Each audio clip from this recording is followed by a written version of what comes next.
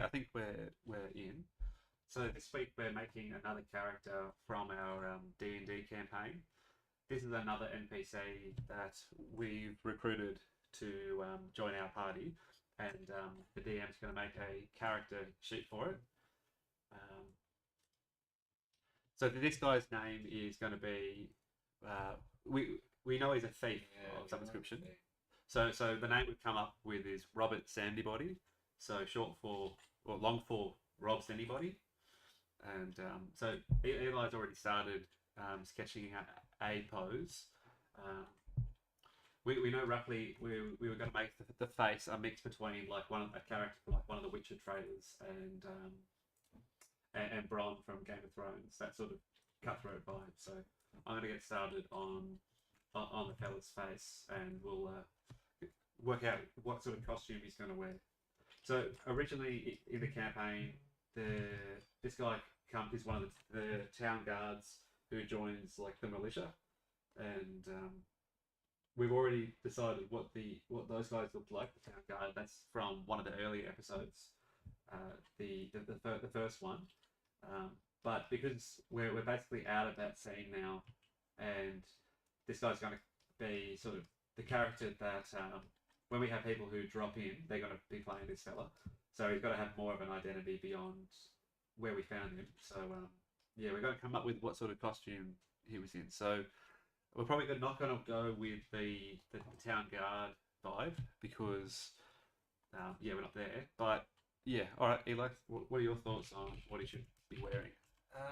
Well, there's the thief sort of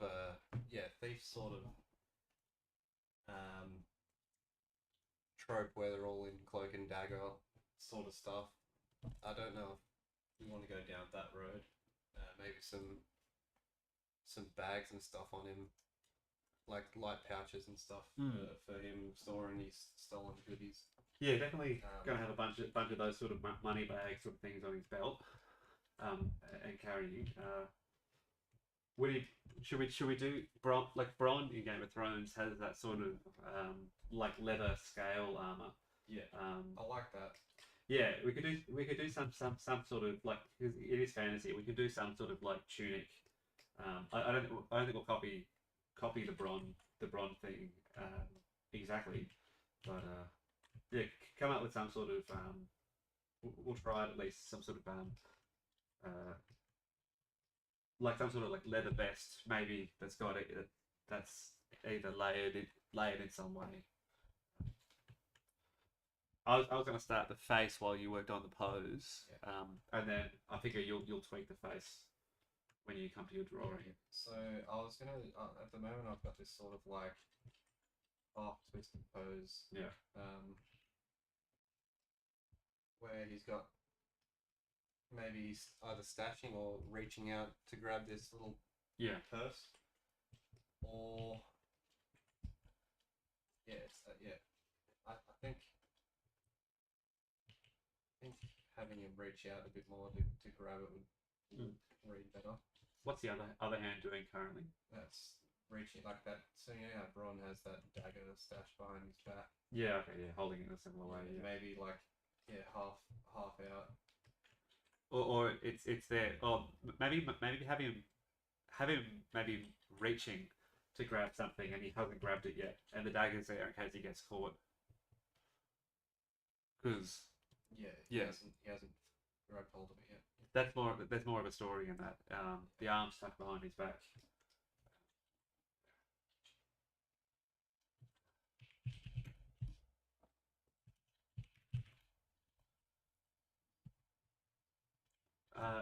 I definitely think like if not bald, like oily black hair, like the slick oily sort of hair.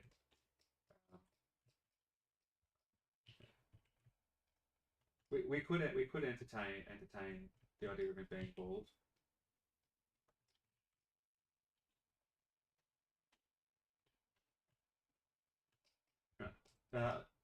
Hood up or down actually. Oh, we're doing a hood. Are we doing? Oh, I thought you wanted to do the cape. Well, that's what I mean. Like, there's that trope of Yeah. thieves being in cloak and dagger. Yeah, sort cloak of. and boots. Yeah.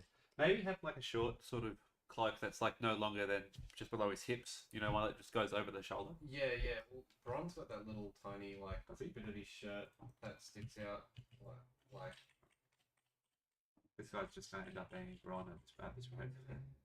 it's not a bad thing. No, no, no. No, like that little half belt sort of cuts him off. Oh, I meant more like a something that's like a. Now I'll just quickly draw it on the computer. Something like it wraps around his shoulders, like it's wrapped around his shoulders like this. Yeah, yeah, yeah. And then it like tucks out of the back, like a like that sort of thing. So he's got some sort of yeah, it's not exactly a cloak, but it's some could cover his face conceivably. Keep cracking on the face.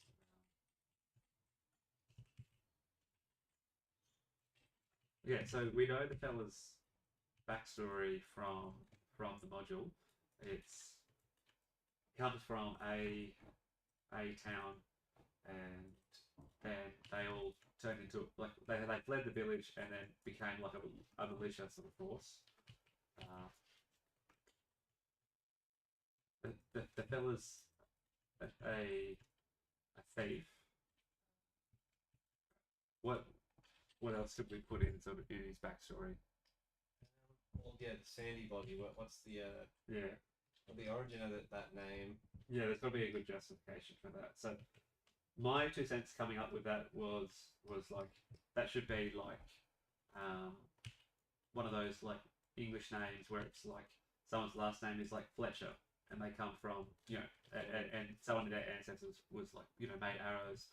So like that would be like a nickname that someone was given at some point that just became like the family name or passed down. Yeah. So it could either be that where it's just his family name, or it could be he took that nickname, like he didn't have much of a last name, and at some point, was given that name. Yeah. So he comes from a place with a body of sand. Well, I thought it would be like maybe it was like thrown off a boat at some point or something, like it's on the shore and they found him, covered in sand, that kind of thing. That could be a justification, like how it's a nickname. How does this reflect in his costume? Do we think? Like, no idea. Well, if he was like bearings for them. Yeah, if he was like a sailor at some point, maybe that could be like the equipment that's on his belt or something.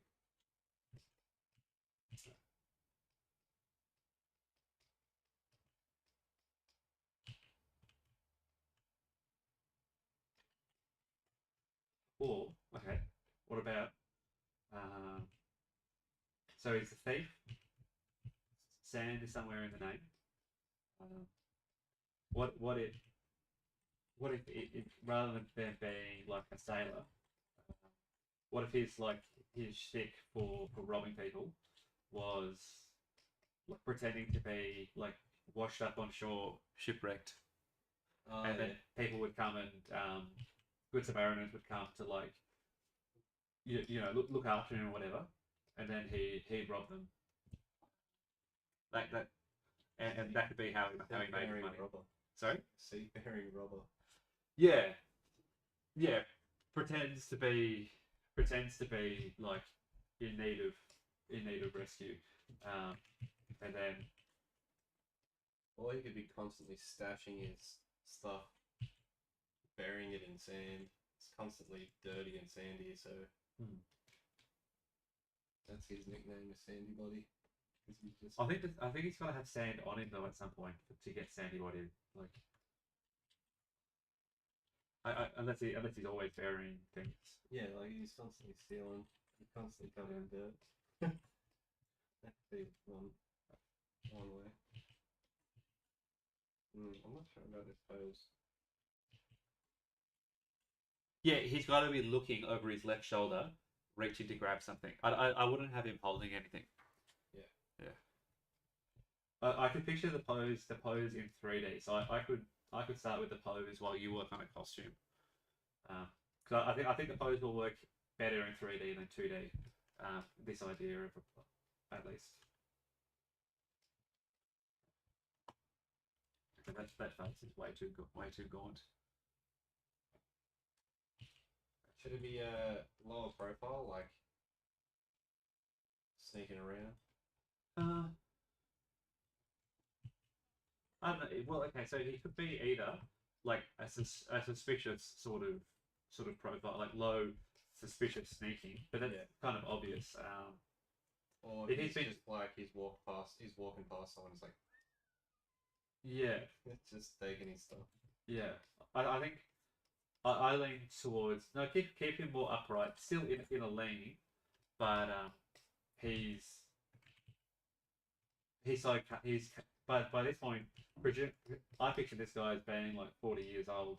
Yeah. So he's probably pretty comfortable with it. Yeah, he's not sneaking around. He's doing it in daylight. Doing. Yeah.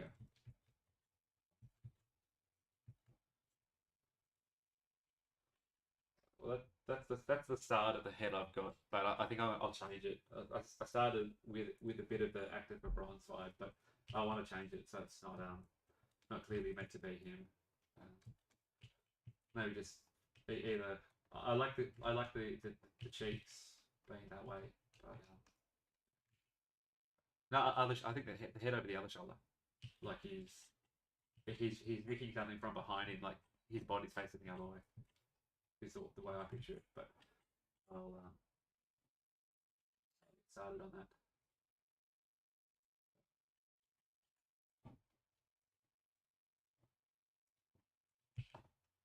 So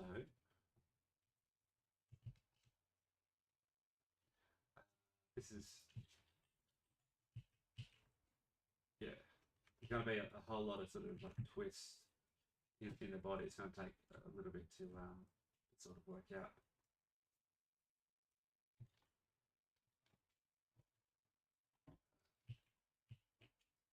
Keep that back.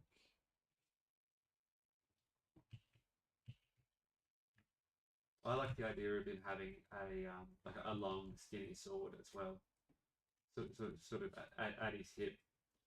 Um, I don't think the other two characters have all have had like the backpack. Yeah. I don't think this guy vibes the backpack. Good silhouette of just him. Yeah. Like tall, wiry, narrow hips, tall and wiry, and yeah, like long skinny sword, long skinny arms, long skinny legs.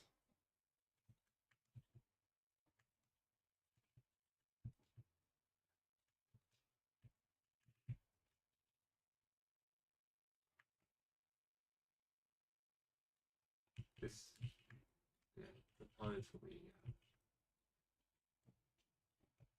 This pose is going to be like a whole lot of like moving everything a couple of millimeters at a time.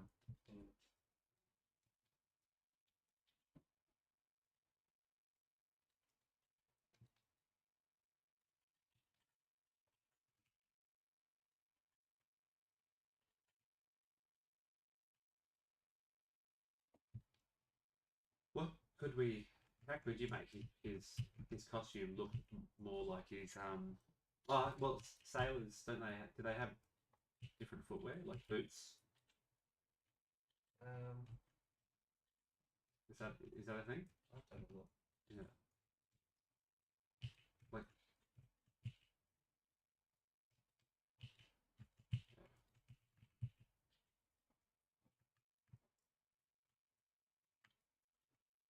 I think that's the most. That's kind of a thing that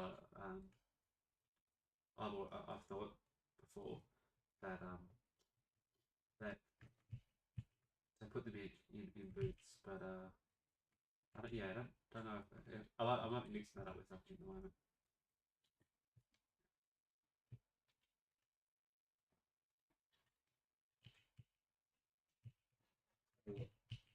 Oh, oh, yeah, you got a Google. Yeah.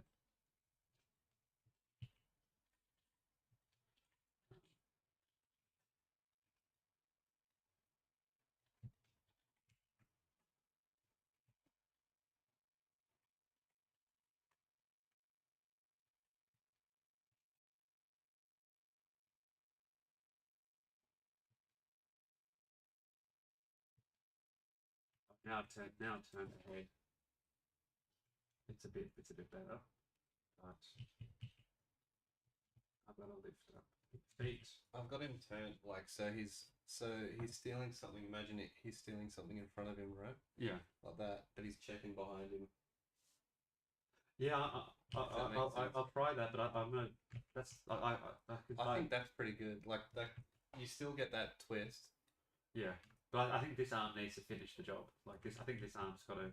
I'll try both, and we can. Well, it's still raised. It's still raised like it's going to grab Yeah. something. No, yeah, I'm gonna try a different arm than the drawing. Oh, right. Yeah. I've got. Yeah. I think it should.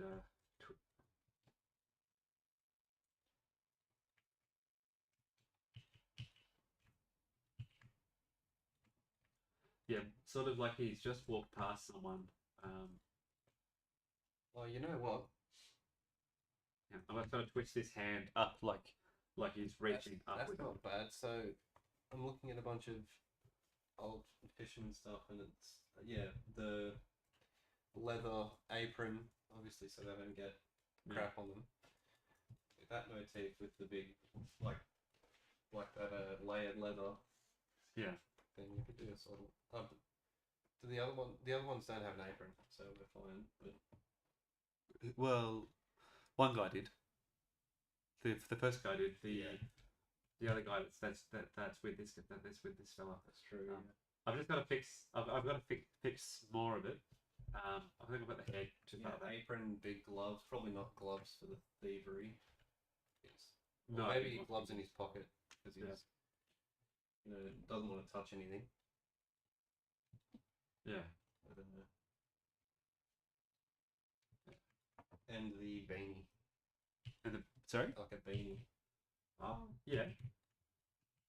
because that also works with the robbing aspect of things with beanie. Yeah. That's a dual purpose. I haven't quite got the body the way I want it to be, but I know I've got a similar pose. I'm just gonna hunt it down for reference. After the quick save. It's in the Archer one.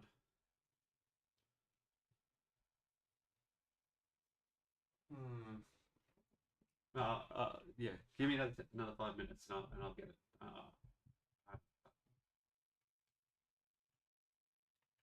Yeah, this is the one. This one here. Big leather raincoat. Could do that. That'd be pretty cool. Oh, not this one. That one up the top.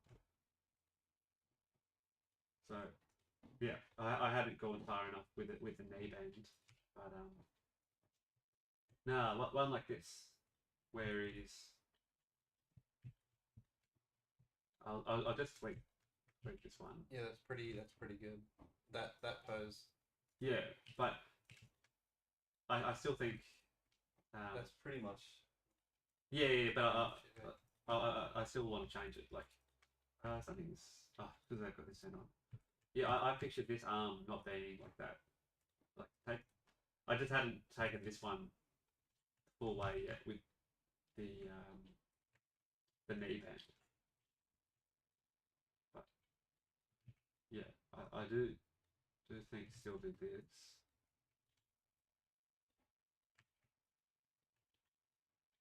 And then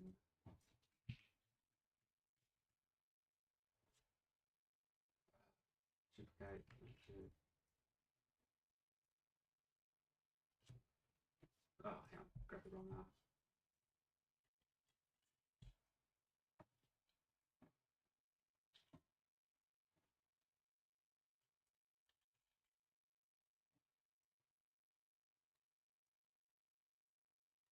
I think it would be it would look better if like both shoulders were sort of pinched back.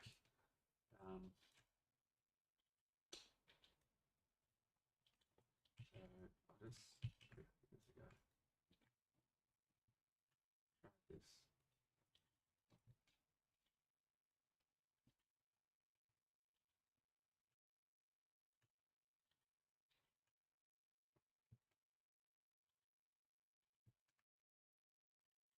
Yeah, maybe not.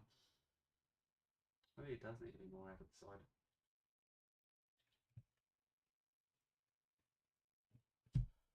Yeah.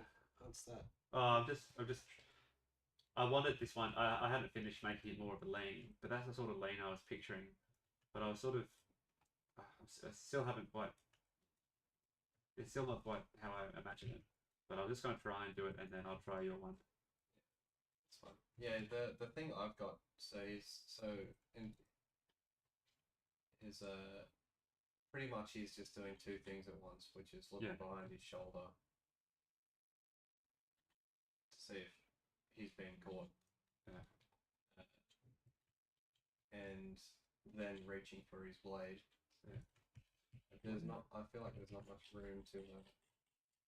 Yeah, I'm just thinking that his arm should be go behind him.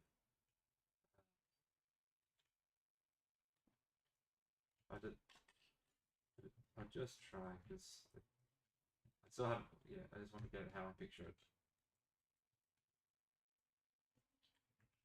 The body's a bit twisted. All right, now I'll try your arm. That didn't work. Trying to go underneath.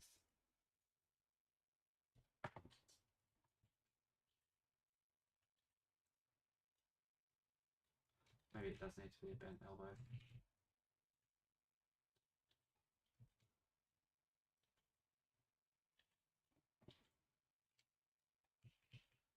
I'll try. Do I have a hand? Not that hand.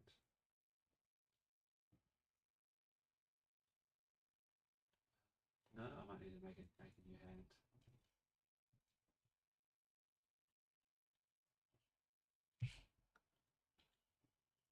At the moment, I'm trying this big, sort of like fisherman's raincoat, big leather coat. Have you put costumes in other layers? No, I haven't. Probably should do that.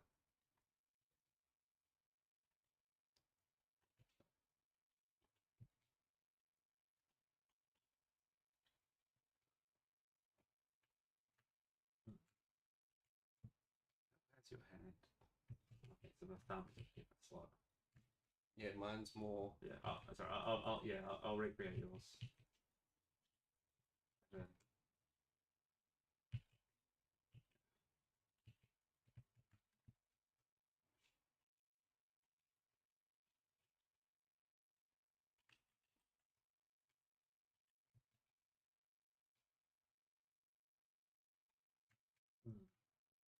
Yeah, okay. Maybe this may be the way to go.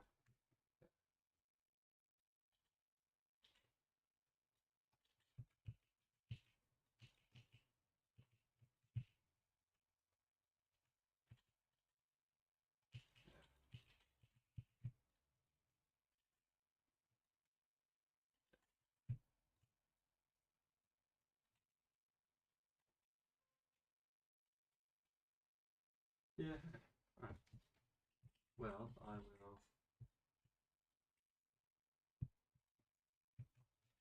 I'll probably just take that one we've just been working off because it's pretty much the same, and then I'll fix this body and put the head on it.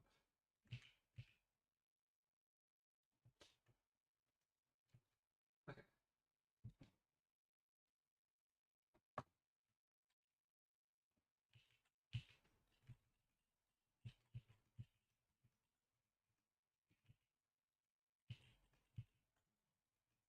Yeah. So one is the big leather, the big coat. I want to see one where it's got that little sort of. I don't know if it's you'd call it a poncho, but what does Jyn Erso wear? Star Wars. I sort of what she. see how she's got that sort of that scarf that's around the neck, like she's got this scarf. Oh yeah. And then the scarf at the back, it hangs down. Like sometimes it's a short cloak, and sometimes it's more of a scarf. I like that idea. But yeah, we'll try it more. Cool. Cool. Yeah, I don't think I haven't really seen that in other things apart from Star Wars. So.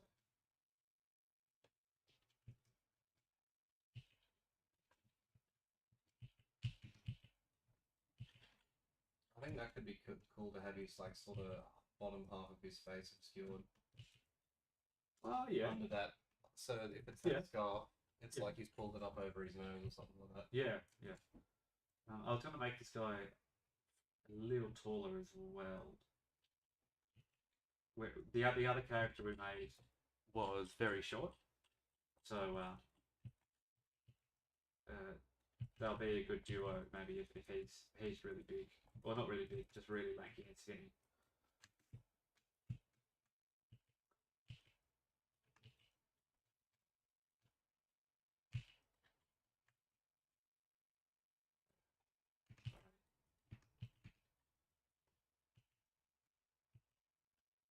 But yeah, otherwise, yeah, probably I like the idea of the sort of the vest where it's sort of just below the belt, it fans out, like sort of like that. It could just be like a flat sort of leather thing, a belt, things on the belt. We'll have to see whether all the sort of the costume elements work together. So I like how Bron, he's got the big baggy sleeves.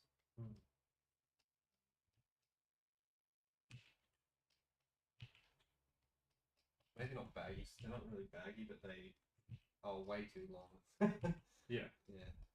Yeah, he can conceal things in his sleeves. Yeah. Yeah, that's a good idea.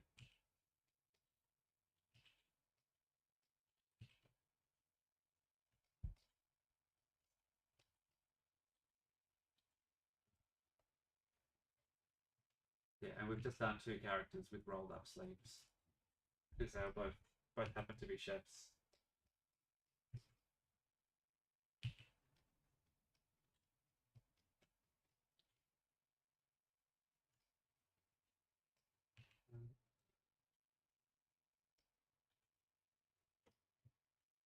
I wonder if there's a way to like age his boots if he wears boots to be like water damaged. And that's probably more in a paint job and your color image. But I'll do some quick googling to see if there's a way to like make a waterlogged shoe. well, not waterlogged, just like it's clearly been exposed to a lot of water, like maybe damaged in that way. I don't really know how that would. I can't picture it. I've got nothing to draw from, so I'll look it up. But there might be like a way to sort of like sculpturally represent like being in the salt water. But I think it's just going to be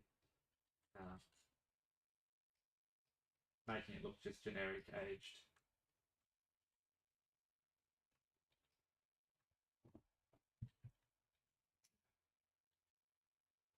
This will be a good pose to use with the ruffians and the brigands.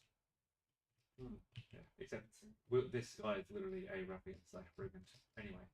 So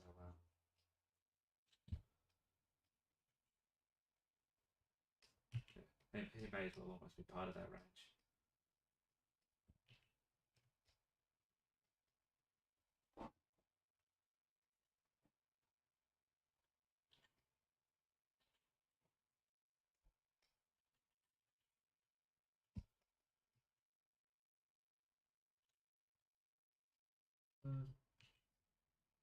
Yeah, I do. I think I do like that thing around his neck. Yeah, that's reminding me of Singe from League of Legends. Yeah, I see that. Arcane. Singe. All right, so I think we're pretty set. We are going on that pose. Oh, actually, your one looks good where the feet are like just taking a step, like they're not walk. It's not a big lean. I might try. I've got the body. Yeah, the front leg is dead straight, pretty much. Did you change the legs at all, or is that the way they were before? That's pretty much how they were. Oh, I thought you had way more of a lean. My one's more. Yeah, I Yeah. changed it from the very start. My one is sort of stealing something in front of him, and he's kind of like leaning forward to grab whatever it is, but he's not stepping really all that much. Yeah. All right. Well, I might. I'll try that as well. Just open up the folder with all the walking bodies, because yeah, no, there's one that reminds me of.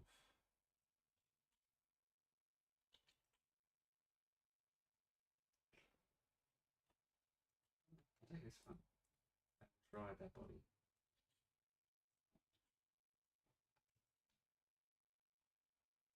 Just the way that the right hip is like slightly lifted up. I like this in the middle. Make it just make it a little bit taller. Mask this off.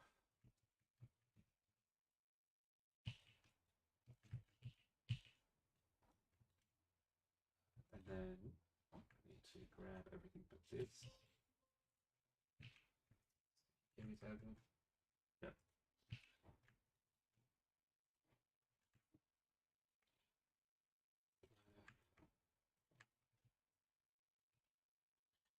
And then yours is sort of tipped up.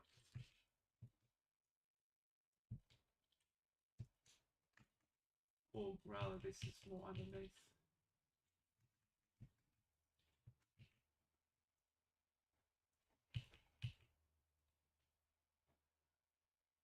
Okay. That looks like can't think of it at the moment.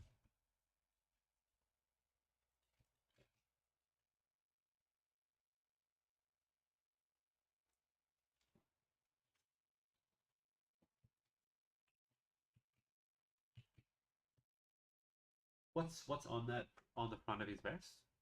On the front of his vest. So this isn't so much a vest where No, not a vest. Sorry, what's on the front of his tunic or whatever it is? So it's a big coat. And its reference image is a old sailor's sort of. It's a leather raincoat. Oh yeah. Where they'd be obviously at sea. Yeah. In all sorts of weather. Yeah. And it's just this big baggy leather thing that I feel like could serve as sort of it does go down. I think it would go down to I've got to look sort of the knee above the knee. Yeah, just about the knee.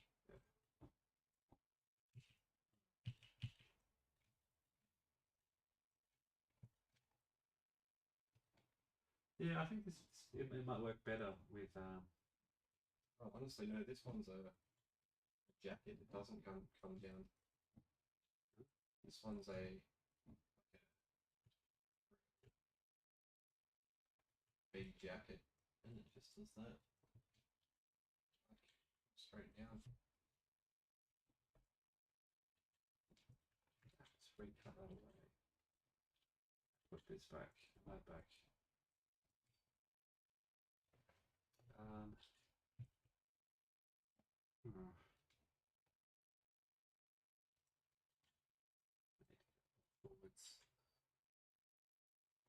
They drop the elbows.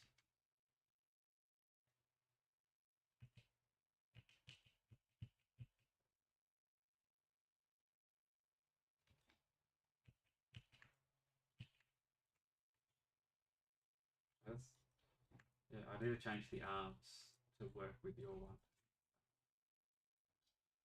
But I like that the he's like standing on the like almost like on one foot. Yeah.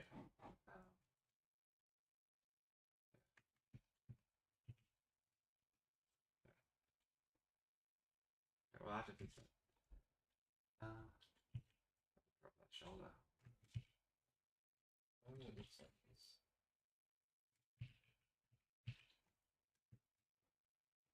Hang on, what's the polygrips?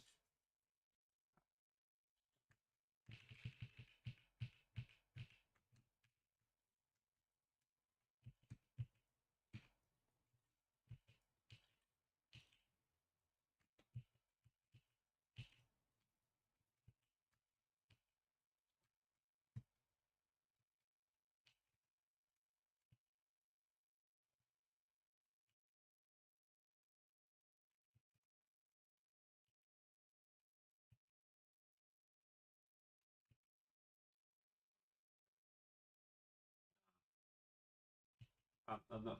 I think I like the sort of bronze vest sort of thing. Yeah. Better. Yeah, it's a little bit. I was thinking it was probably like if there was a little bit like the wrong period, Yeah, I think so as well. but like there is some wiggle room with like the fantasy Yeah. types, but I think it's probably stretching it just a fraction far. This needs to be short. Yeah, no, that's better than this one.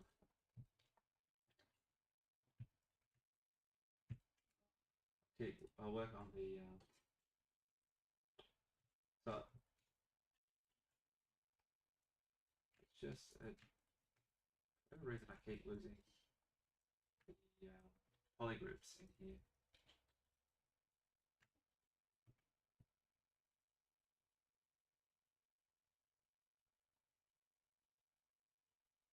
Try like a leather sort of vest that's sort of like laced up in the middle. Laced up. Yeah, I don't know, I'm just thinking.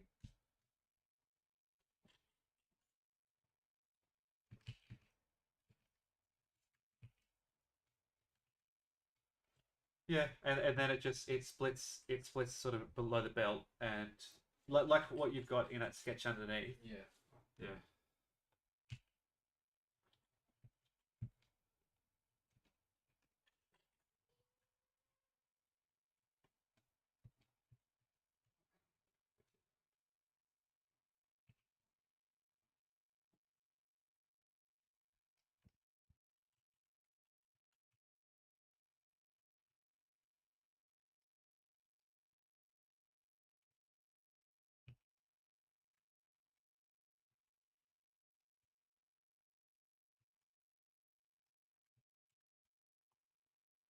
How tall is he at the moment?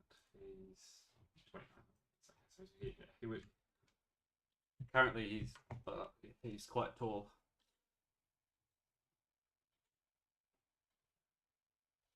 How are you gonna rub? Sorry? How are you gonna rub anybody? You're a little short. He's got long arms. He can reach anyone. Yeah, no, that's what I'm saying. Makes sense that he's nice.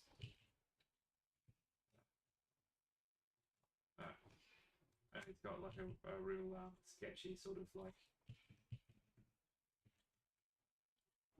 walk at the moment. Like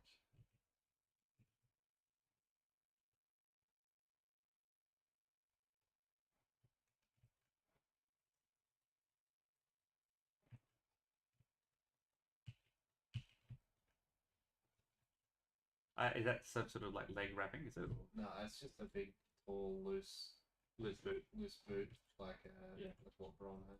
Yeah.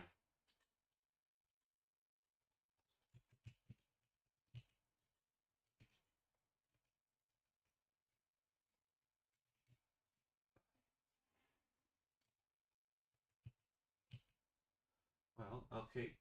Okay, so this is what I've got for the pose. Turn off perspective. So his hips sort of cocked back. So it's sort of like straight, and then like the knees tipped and the chest is tipped. It's pretty much the same from the front. Yeah. Just extrapolated to the sides. I'll. You currently got the head covered up, so maybe I'll just leave the head just in case we cover that up. But yeah, okay, so we're probably going with the big sleeves. So I can probably actively work on those.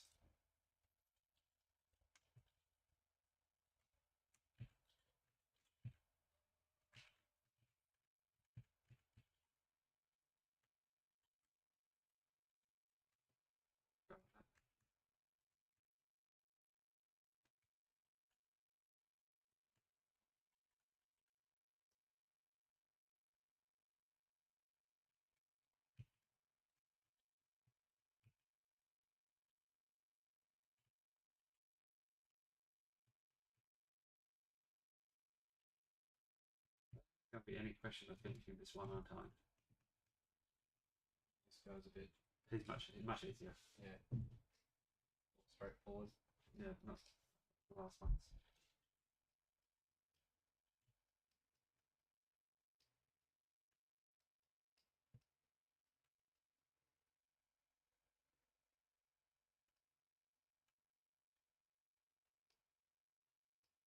If that's still a big boot, is it? It's still a big boot. Just with baggy pants over the top. Right. Yeah. Tucked in, yeah. And then they'll get thinner, sort of as it goes underneath the shirt bit, so it's still that same sort of taper. Yeah.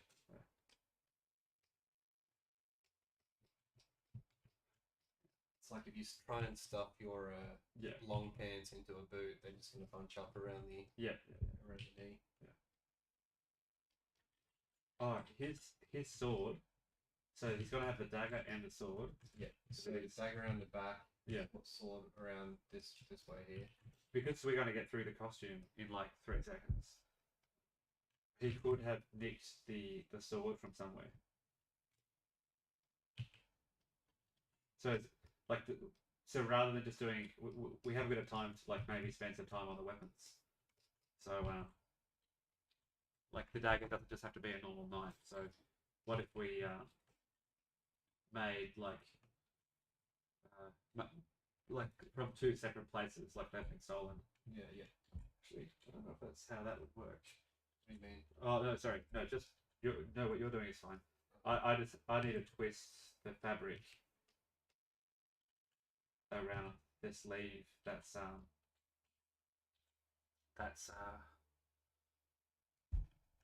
the one that's where his arm's being twisted back. That one's going to have different sort of fabric being pulled.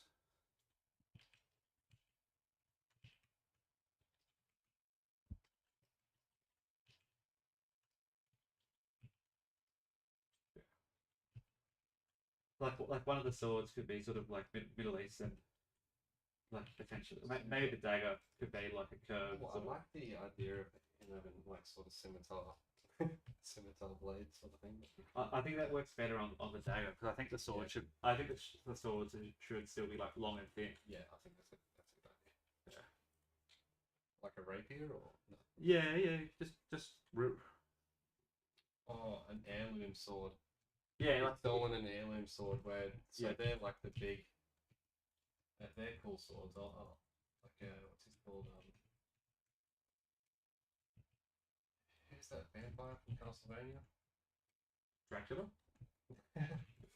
His son, Alucard. Dracula backwards. Oh really? Yeah, his big heirloom sword. It's very cool. Heirloom is just means like, you know. Yeah, passed down, but this big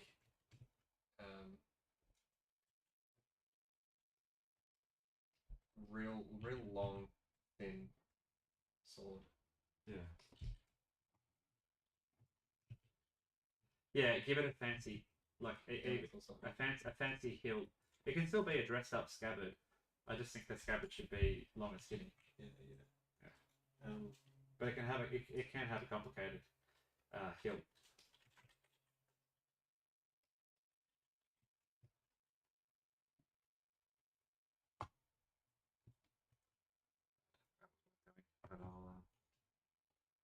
But yeah, that's a picture of his sword there. You see, like real sword that's super long and thin.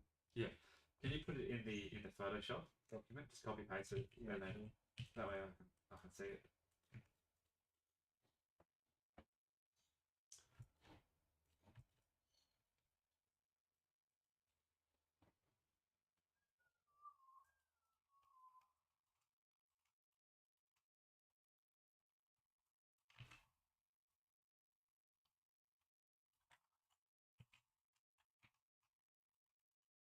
Yeah, that might be a better way.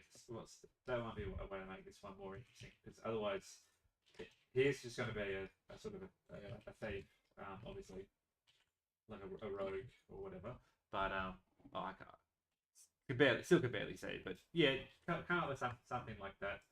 Um, it can either be sort of like that. It could be elvish though. It could be not dwarven, but yeah, it could be any sort of any sort of motifs. Like oh well, there's always what's his name? Sword, Matt Smith's character, Damon. You know Damon's sword. How Yeah. it's the dragon wings. Oh yes, true. Yeah, that's a cool one. Like you could do sort of like I could barely see that sword that you showed um, on the stream. Yeah. But I could do one with like bat wings. I'll show you good zoomed in. I'll just No, in the yeah. Discord. Yeah, like I can't open that during this. Right. Because I've got Yeah, true. yeah. I get the vibe though, but yeah, come up with one that's like a version of that.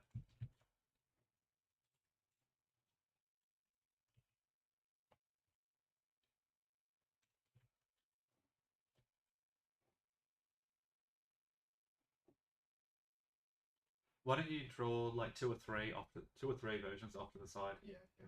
Yeah. I'll need a side profile anyway.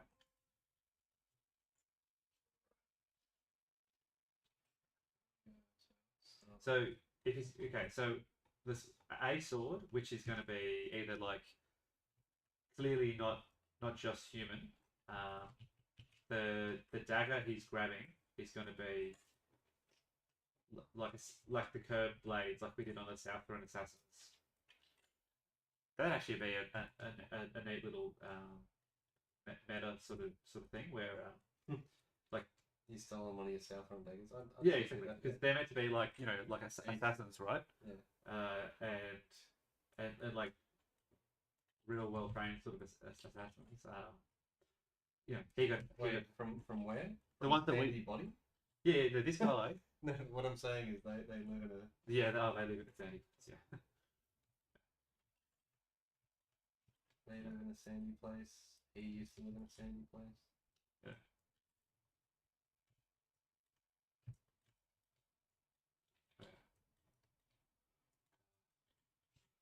What else could he have on him? Because they're going to be like two separate places he's clearly visited to grab that.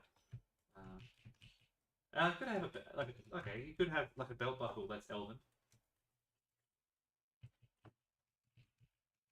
Oh, what about nice elven thing on his mask? A brooch. Cloak, yeah, like a brooch on his. Yeah, could do. Like it's an elven cloak that he's nabbed. Yeah. I will. That's going to be here.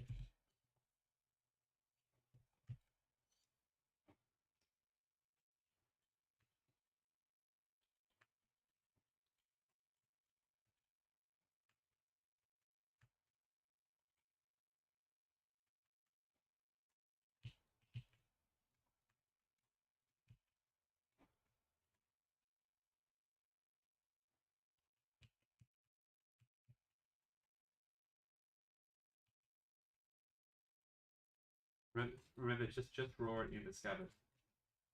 Oh, it'll be in the scabbard, yeah, true. Yeah, because it'll be back through hanging off its belt. So.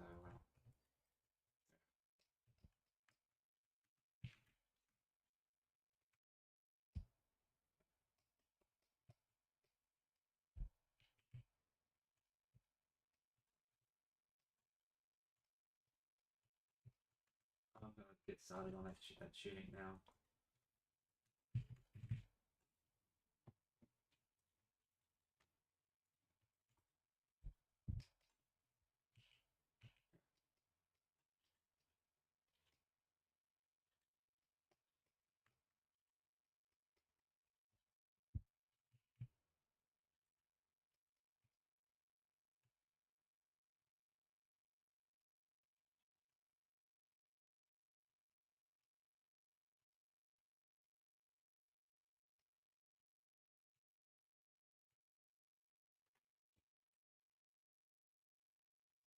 okay, so piecing together the story we come up with this guy.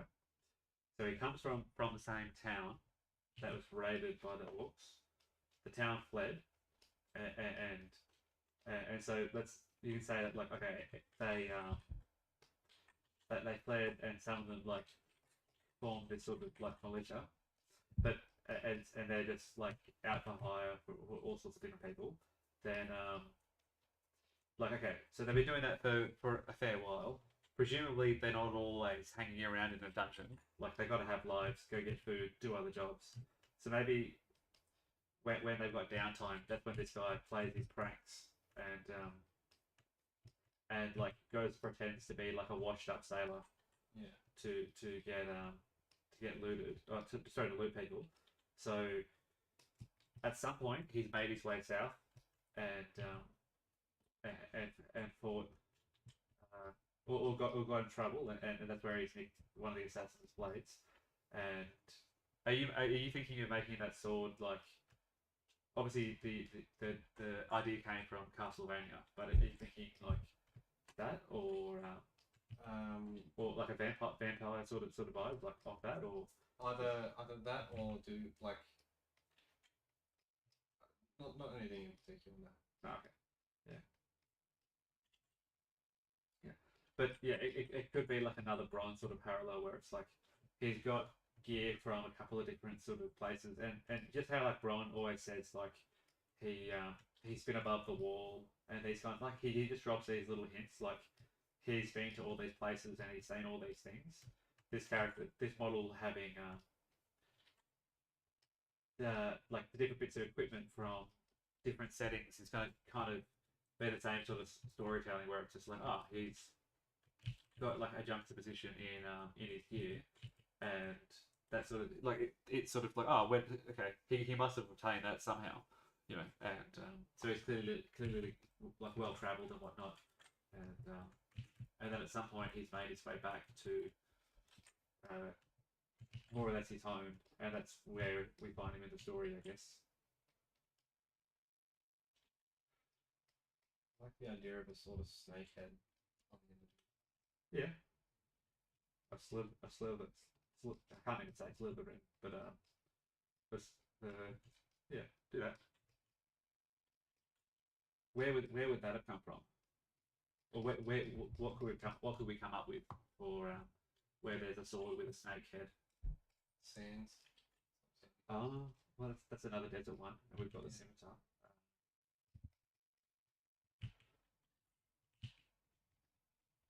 Yeah, okay. Well, they can. I guess they can both be sort of references to the Southrons with because they actually the bottles I've got for the Southrons have all the Well, what about a blade that doesn't have a scabbard? Right. And Right. it's that what's it called, the Chris knife or some shit like that? not sure. Where the pattern is like that.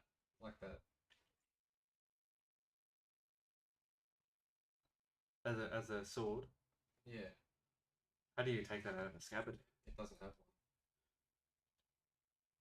one.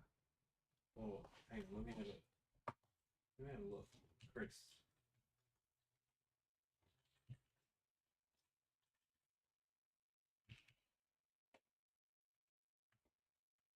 Maybe they do have one. Yeah, it's not necessarily the shape that you want, so maybe that's the dagger. Yeah, I think the dagger should be curved. Yeah. I think the sword should be like Yeah, they long, do have thin, scabbards, but it's just and decorated. yeah. But these are pretty cool looking blades. Yeah, I think they're like German. Shahin, Chris. I think they're Schweihand. Huh? Is it Schweihand? no. What is it spelled? SHAHIN.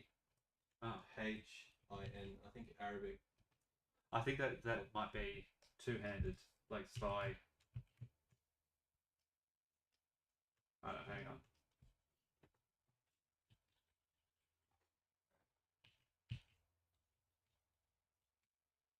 Southeast Asia.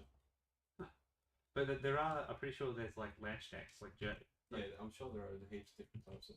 maybe like Yeah, medieval like- German sort of swords.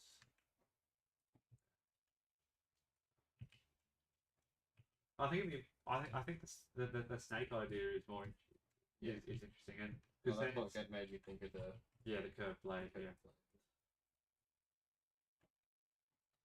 Yeah. blade. Well, let's go down the snake rabbit hole for 2 seconds. What could be the origin of the sword with the snake on the pommel? So there's the obvious Eastern, not Eastern, like Middle Eastern sort of like it could be from somewhere there.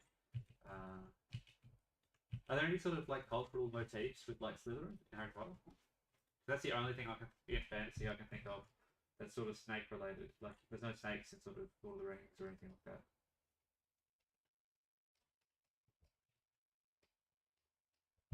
Um,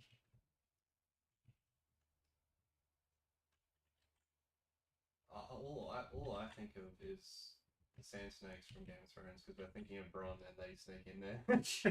Yeah. Okay. All right. Well, let's say it is that. Then okay. All right. Okay. Lead into that further. So he's got like a Middle Eastern sort of dagger. Make it a snake pommeled sword, at least for now. And it's like, okay, both of these bits of gear come from the like Southlands or whatever, where the these people are. Then the little poncho thing that's around his neck, that scarf, is like he could do the whole head wrapping to like keep the sun off his face, you know? Yeah. So that could be why he's got that poncho Yeah. scarf thing. Is for when he's walking around in the desert. So that could be part of his backstory. Like he's at some point he's made his way to that this sort of land where these sort of people are, and at some point either he's like killed or nicked or this big sword from someone, and at some point he's fought like one of the sort of the assassins, and he's taken that blade and then made his way back home. Like, and if that's the case, right? So he's walking through he's spending a bit of time in the desert. What other bits of costume? What do they look like when they go to the desert? In Dawn. What does he wear? They're wearing the guard outfits most of the time. Yeah, that's when they nick them. I was just thinking like how do people dress when they're like living in the desert? I guess the boots maybe would be all right. You wouldn't get sand in your shoes. Oh well, okay. A big canteen. So he have put a big canteen on his belt for the water.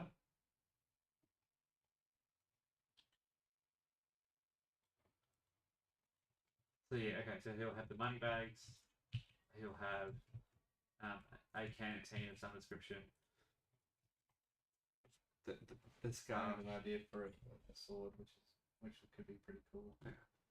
He could have like a little on the sword on his hip, like a little buckler, like the Eastern sort of shields where they have like the gold lacing sort of like around the and that could be sort of on his hip, like so that when he is in a fight he could be holding that.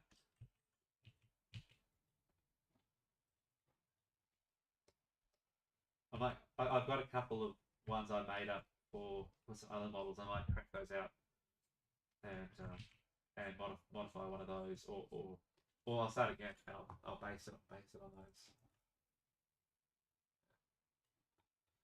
How have you got the tunic being stitched together? At the moment, it's just laced together, or well, I was thinking like if we wanted to go with how Bron looks, it's literally like it's not it's the top piece is separate. No, I don't think we want to take Bron's tunic. Or yeah, I'll put the scarf bit on, and then we'll see what we need on the body. No, I think having just the leather sort of tunic like that, that's gonna be fine. I'm happy with that too. Yeah. At the moment, I'm This is also the sort of figure that we're gonna paint in like an hour or two. just to be on the sort of on the table. Like it's like it's a RPG sort of figure. I feel like they should say sort of as uncomplicated. So you've got the thing that covering his face at the moment, right? Yes. Yeah.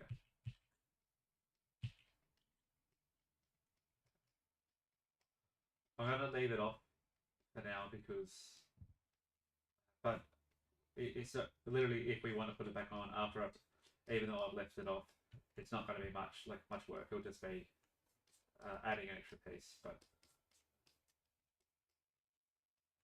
I think it might be interesting to see his expression.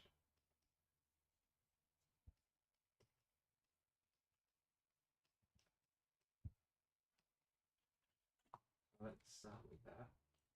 But yeah, it should come up like basically like the way it's sort of like bunched up will sort of be like it's all around his neck,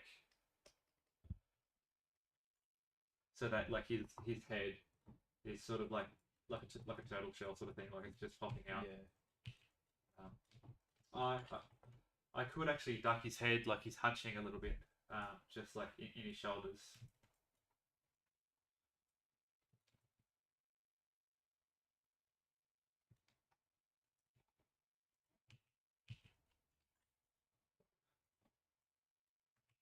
Yeah, I'll do that.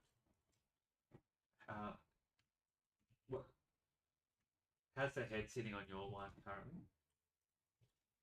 The head is.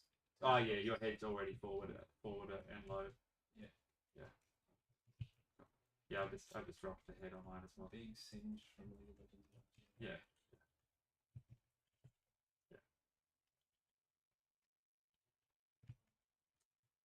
Oh, actually, just have a little look at Snape's robes and the Death Eaters. That's the only thing that comes to mind when I think of like the snakes. But I was just gonna see because they've got like the big sleeves, but no, okay, never mind. I just wondered whether there'd be sort of any sort of like snake bits on their costumes. No, not really. Death Eaters or something. Yeah, I just googled it. Nothing much sort of came up. I think this idea, but I'm not sure how I like it yet. Where the sort of sword handle is the snake coiling up on itself. Oh yeah. And the head is like a cobra head. And Yeah. that's the sort of the buckler on the rapier thing. Yeah. That makes sense to you in your brain? Now the buckler's the shield bit. Not the I get you, but the whatever it is on the guard on the Yeah. sword. I think it's just the guard, like the sword guard. Yeah.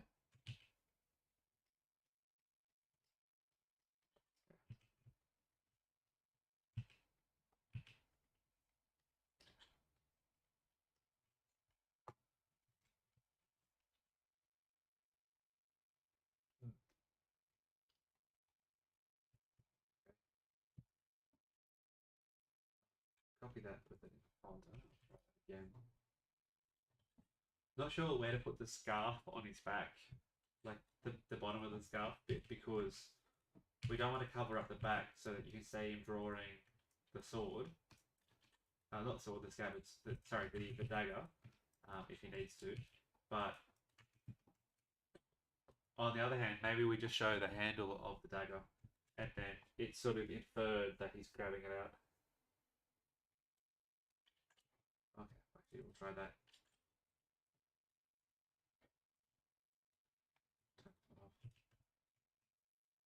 Yeah. Okay.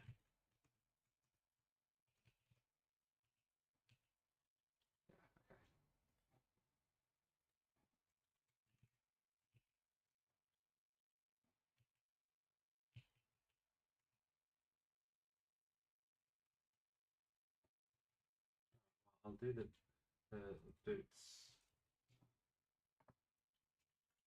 Could you show me the boots again? Yeah, they just Are they basically straight the whole way up? Yeah, like just straight and wrinkled. Yeah. Toward the ankle, I guess. Oh, well, I don't think I'm making those boots. Yeah, I think you have them in the asset library. I'll just start again. It won't take long.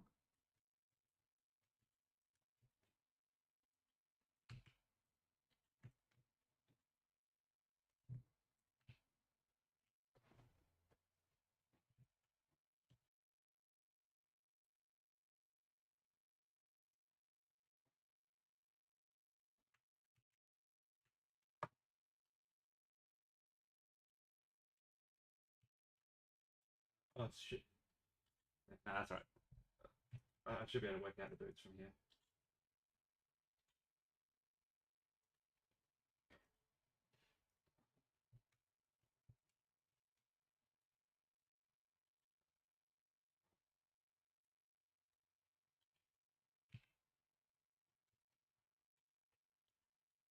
I couldn't see any boots that were the same ones or similar enough, so I'm just going to put a cylinder around the leg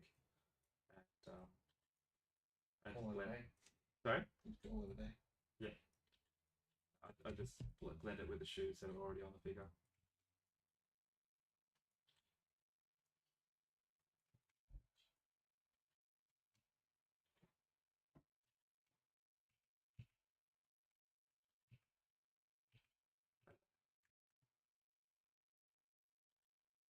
Let's cut that off. That like go in.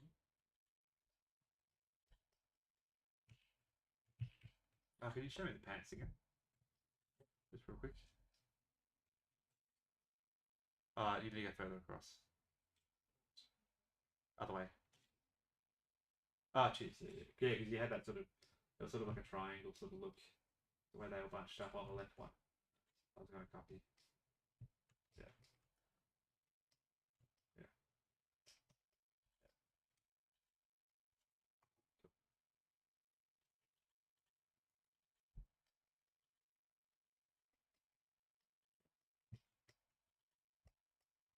This is like the Australian figures with the gaiters and the baggy pants. Yeah.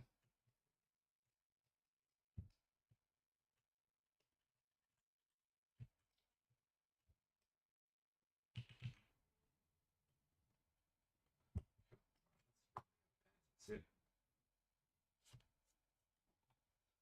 They're only going to be that big. This can get sort of tucked a lot.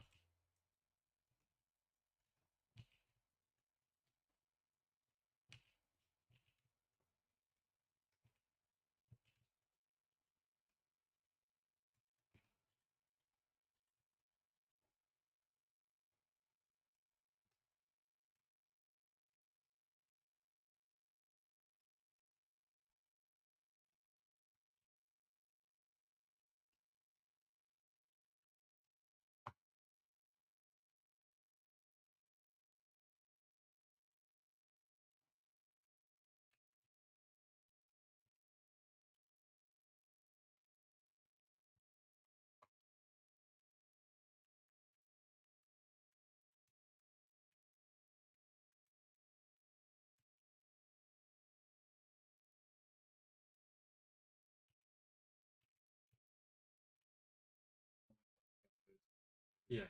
Yeah, they're really like baggy around the ankle.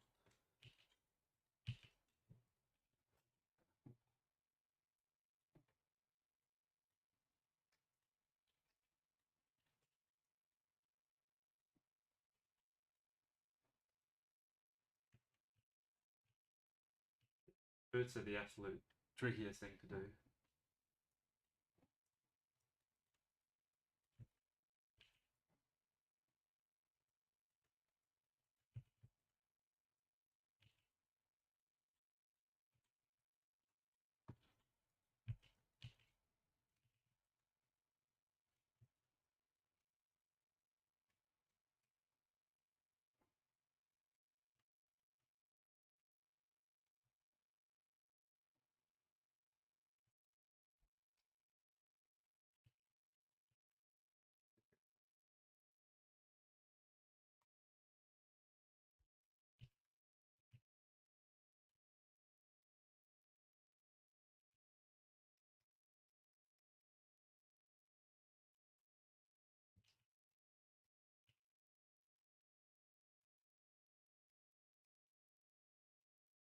Well, our session is tomorrow night, so this week.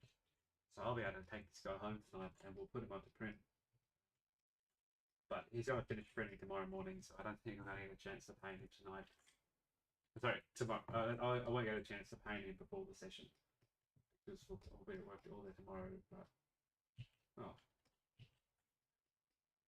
he might not show up in tomorrow's session anyway. Is that the sword you're doing, or the? Oh, that's the dagger now. Isn't it? Yeah. I was thinking the big long straight wouldn't work as well with the snake handle. No, that should definitely be the curved one. Okay, well, yeah, that still works for the for the dagger. The sword could because I think that if we go with that vibe, like this is someone who's like been sort of like a thief for hire or something, in a sort of like the desert setting. Maybe the sword, rather than having the snake on it, could have like rubies or gems or something like that. That could go down that road.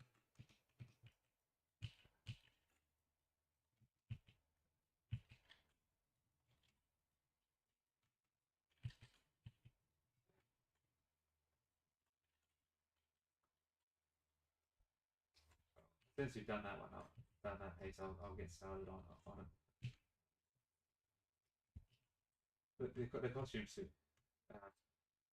The costume's mostly done. I've just got more work to go on the boots. It's just going to take forever to do all of these folds of where they fall apart.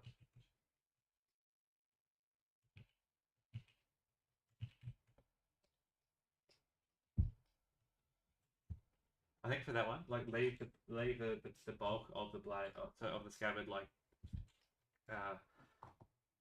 undecorated. Yeah, because I think I'll just put like an end on it. Yeah. And I'll decorate it the same as I've decorated all of the other. Yeah. All right. Leave that one where it is. Yeah. I'll finish it and then copy the. Actually, there's no need to even copy the drawing. It's like a something like that. Yeah, something like that. But there's no need to, I don't think, finish that one because it's not in the drawing, and I'll take it from there. But yeah, I'll definitely base it on that. Yeah, you get the idea of the cobra head. Oh, I only just noticed that, but yeah, that's easy. Might need to scale it. Well, it's gonna have the hand and stuff in the way, covering it anyway. So we actually won't even need to see any more than that because it'll have the scarf. I'm pretty sure over it anyway. Cool. Right. There's still more to go on the boots. Yes. So the sword. Do we want to go same sort of area? Yeah, I think we're delving pretty hard into the Sandybody aspect of them. Sanders. So maybe we ditch the sailor. He's a pyramid robber. There you go.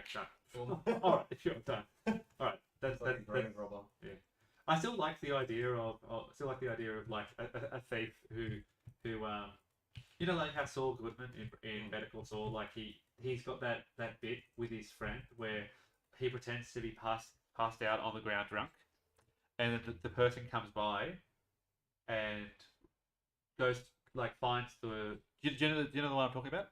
Basically, Saul and his buddy, one of them lays down and pretends to be passed out drunk and has a fake watch on, and then Saul will go past with a stranger. They'll find the friend and he'll pretend not to know him, and then the guy, the stranger that they've just met, will rob the dude, find the fake watch, and then he'll give Saul some money. I still like the idea of having maybe this character do a similar sort of thing like that in washing up on shore as an origin for Sandybody, but maybe we could save that bit of save that idea for another character. Yeah, make this guy a grey robber, a pyramid sort of robber. And, So does he have a bit oh. of his scarf like coming over the front, like maybe over the handle of his sword? Or... Oh, I've currently got it over the back like this. Yeah. Okay, right. Yeah. I was gonna have it more of like a poncho, sort of like covering his whole back. Yeah. But then that defeats the purpose of having the grabbing the blade. Yeah. I like. Oh, you've changed the costume again, have you? Huh? Oh no, you haven't. It looked like you actually. Wait, put it back. Put everything back. Put everything back. It now looks like he's wearing a coat. So it looks like his tunic, instead of being how mine is, it looks like it's split in the middle. See how? Imagine the this one scar. here. Yeah, that's how it was. Well, that's what I did because I'm thinking of that's what they wear in Dawn. That Just gonna. coat. That's. Yeah. So if you look at the I'm gonna nick your computer. Yep. And it looks to me like you've done is I'm just gonna do It's it. literally what Jamie Lannister wears the whole No, day. what I'm Control Z. It looks like coat is that. That's what I'm saying. So where you've got scar, Oh, right. yeah, it looks like it's opened up, and then you see the belt on the inside. Like it, That's how I get it. yeah. And I saw the way that was done. I was like, oh, that could be interesting. Where instead of being tucked in like that, What It's- like his Okay, hang on. Let me. yeah, you try it in another layer. So like what's on his belt is hidden. I don't know. I kind of like the idea of him having a tight waist. So do I. silhouette. I like. Well, the tight waist silhouette. We could do the open, like an Yeah. open coat. But with the open coat, you don't see what's on his belt. Oh no, it doesn't. It wouldn't work with the open coat because the dagger is on the outside. So no, he has to have the belt around, and the coat has to be on the inside. It can still be like open like that. Yeah. But I like the way that it was hanging in this dead space Yeah, between the arm and the body. But well, we'll leave it for the This moment. one's open. I don't know if you want to do open and shirt. I think that's sort of. Yeah. Oh, I think it's easier. I like the idea of him actually. Like I prefer it being closed. Yeah. if I'm honest. It could be like this sort of open. Yeah, that's what I got there, but I actually like it better being closed. Fully closed. Yeah. Yeah. Like dressed pretty much how they're dressed in Dawn, where they've got the like over in Martell. You know how? Yeah. Yeah, his one's open, but Yeah. Yeah. I might try it both ways because I think it might work better in 3D. But we'll see. Yeah, I think that could work. Where it's like this, it's got like the stitching or the lace through it, so it's still shut, but it's flared open. To be honest, this is how I was going to do it anyway. Really. okay. Yeah, where it's got the seam down the middle where it's split. Yeah. All right, so going for time, we're 80 minutes in. We've got 100 minutes to go. So no, we're going pretty well for time this time around. Yeah, your pants look better than mine currently. So I've got to fix that somehow. Big canteen. Yeah. It could just be like a water skin. It doesn't have to be like a metal Round container. canteen, Yeah. Big gourd.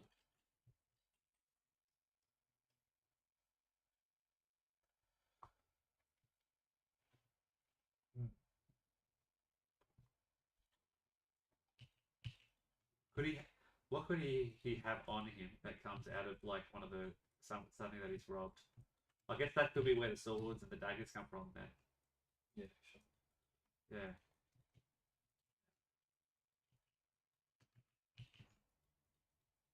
Yeah, he could. But actually, it could be where the dagger came from. The sword is to. You wouldn't find like the sort of sword we're talking about where it's like long and skinny. You wouldn't find that in like a pyramid though. So that's got to That'd be a normal sword. Sorry. Like a normal sword that's long and thin. Yeah, like as in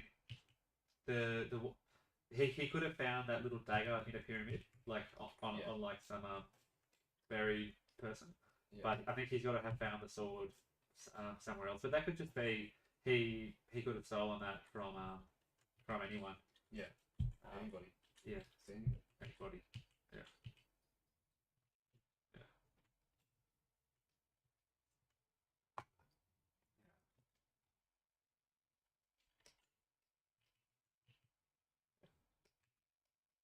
All right. So okay. So the current iteration of his story is him and his mates, or him and the people in his village had to flee because the orcs drove them out. A bunch of them fled to somewhere new, and then um, became like just a militia sort of like band of mercenaries or whatever. This fella would then have left to go try and get some wealth or riches sort of elsewhere, and or it could be that he's on the run and that he's under an alias in this town and he's just joined this militia or something. oh right, so you mean he didn't come with them? Well, no, like he's Okay. wait, was this guy? This guy was part of the OG squad, or was this A new hire. Oh. Okay, well, all right. Say he's a new hire then. So he wasn't part of the OG town. Okay, so scrap that entirely. He could just be a generic. He could just be a generic thief who didn't have an origin with the other guys. I think it's. I reckon it might be more interesting if because like this guy, he goes with the Fred Fredo character because the party picked them up in the same like story. Yeah. And the Fred's backstory is he was like a kid, like a real young kid when they were driven away, so he's just stuck with everyone. Like maybe like his parents were killed or whatever, and he's just stayed with like the people from the village. And now whenever they go for a job, he goes with them, and he's like become like the de facto chef fella.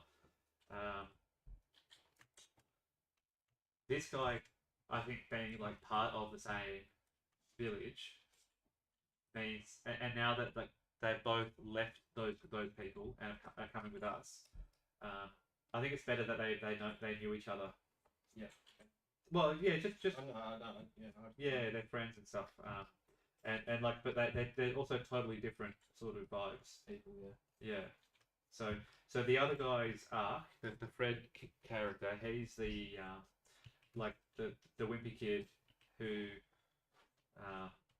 that doesn't really have sort of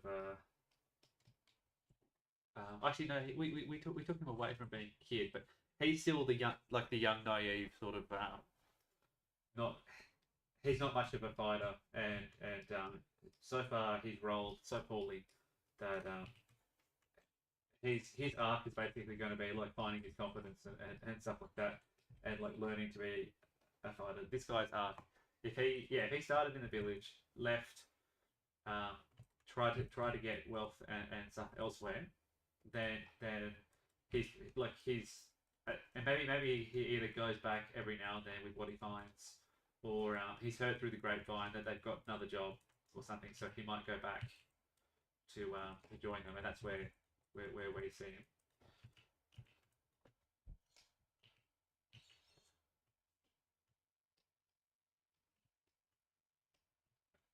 Well, so what would his arc be if he had a character sheet? So he'd start off as like probably a rogue. Yeah. Like knowledge history, whichever sort of deserty place he's been looting. Yeah, definitely pickpocket vibes.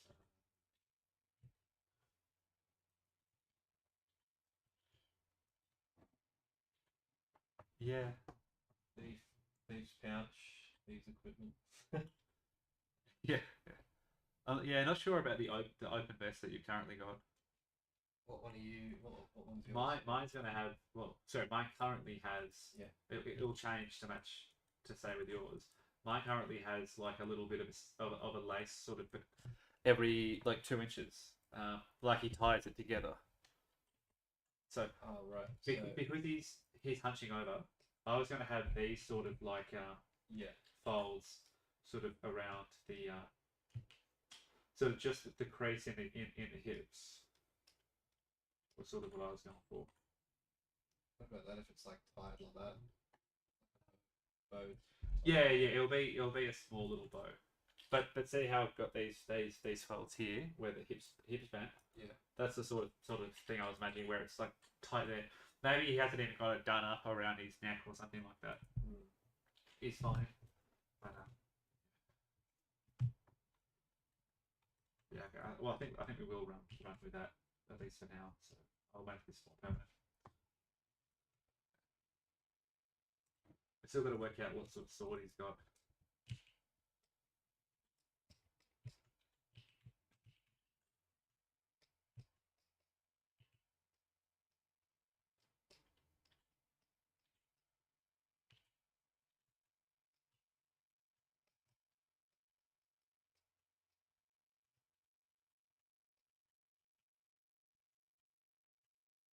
Okay, so in this iteration, Sandybody is a nickname.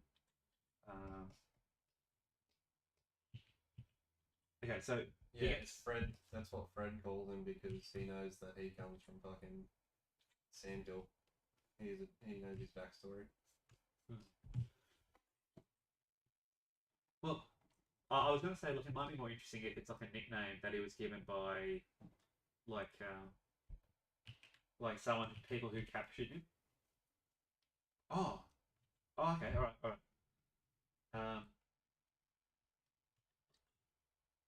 Well, all right. What about this? What about before the orcs arrive and drive them out of the village? This guy was already some sort of, maybe more like an archaeologist, going through the pyramids.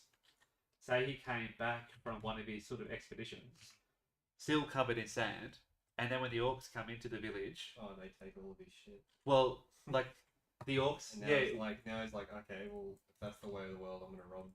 Yeah, he becomes more of a thief than more of like an evil archaeologist sort of vibe. But maybe the name Sandybody can come from the orcs. The orcs could give it to him. So because like it's kind of a like I kind of think like you'd give that person a nickname as like you found them in that way, and then it's like a name that it's like an insult someone called someone and then it's stuck. Yeah. So maybe the orcs who would have more descriptive sort of insults and names would see him on his way back, like just everything is like sand logged, and maybe they dress him down, well undress him, not undress him, but like he comes back to the village. All the stuff that he stole from the pyramids, just like in his house, all covered. Everything's still covered in sand. Well, I feel like it's more believable the sand would have come off by then, but I'm thinking like say he comes back right, and he's on his pony or his horse, and he's wearing all these clothes. He's got bags all around him. Say like he's ambushed by the orcs, and the orcs like knock him off the horse, kill the horse, take all the stuff off the horse, and then like they strip search him, and they take all of his his shirt off, see what he's got like underneath, like on his belt, and as they're taking all of the like his garments off, he's got like sand in his boots, sand in his shirts, stuff like that, and that's where you could get like Sandybody from. And maybe he's like, okay, well, hang on. This reasoning falls apart if there's not a reason why he takes the nickname given to him by his captors. Yeah. Well, okay, maybe he can end up. Maybe he comes back with all that stuff, right? And someone familiar to him. It's like, Jesus, you're covered in sand. Fucking, like you're all Sandybody. Those orcs killed that dude. And that's like the last thing he told him. Something he's made. Or... I'm trying to think. There's another story where it's the Unsullied. It's the Unsullied in Game of Thrones where they get given names like Grey Worm, and then they don't change the names because when they're freed, it's the name they had when they were freed, and so it's like they think it's like they call it a lucky name. So it could be that sort of explanation, right? Like he was caught on his way back. Okay, here we go. Throws the sand at the pork's eye, escapes. Okay. Yeah, okay, that could be like a feat he has. just throws it. You know, he's always got sand on him. Pocket sand. Pocket sand. Yeah. What about Okay, all right. Here we go. Okay, so he's this fella from a place, and he's like he goes to the pyramids, and he's an archaeologist, yada yada. And one day on his way back, like he's just found a bunch of treasure, a bunch of loot. On his way back, at some point, he gets like caught by a band of orcs. The orcs, then maybe he's almost home, right? And the orcs capture him and put him in like their little traveling prison or whatever. Like that, you know, they keep, and then they find his village, and the orcs think, oh, he's got all this loot on him now. His people must be rich, and maybe he's the reason. Oh right, yeah. That the orcs raided that village, and so yeah, okay. So there's and the that. orcs are like dragging him around to the village, like, and he's like, "Thanks, Sandybody, you just got us all this loot." And what does he wear it like as an insult, like? Oh, yeah, all right. Maybe, yeah. So then maybe he escapes by doing the pocket sand trick. Yeah. And he takes Sandybody. Yeah. Okay. Okay. Actually, maybe he doesn't need to leave the orcs to the village. Maybe he can still escape, and with the pocket sand trick, and then take that name as like a like it started as an insult to him, and now it's become an insult against like his captors. Like it actually it got him some good luck where he was able to actually use the sand to help him escape. I'm thinking of a different some sort of satchel that he could have. I was going to really quickly jot down that little bit of that idea, just because that's sort of the last iteration, and I don't want to forget it. So archaeologist rocks is captured by. Okay, here we go. So he's an archaeologist who like goes through the ruins in the desert, gets the gear from like the pyramids and the tombs and this kind of thing. At some point on his journey home, he's captured by orcs who take his stuff and give him the cruel nickname Sandybody, because he's like they don't bother learning his name; they just call him that. Yeah. And at some point he escapes using like pocket sand in the orcs' eyes to distract them. Yeah. And then goes back to the village. Grabs the knife that they stole, which is that fucking scimitar, yeah. And then he can go back to the village and then say, rather than just, so he's already escaped and he's already taken on that persona, but when he gets home, he's been followed by the orcs, and that's could be how the orcs got to the village in the first place. All right. Is there going to be any sort of, does he, again, so we don't have to run with that where he's the reason that they got raided by orcs. That's just an idea. Yeah. At the moment I've got this sort of, I don't know. You'll need to move it to the middle of the screen. Yeah, right. That sort of satchel. Oh yeah, okay. Like, yeah. All right. Yeah, like, and that's where he keeps all of his goodies, but yeah.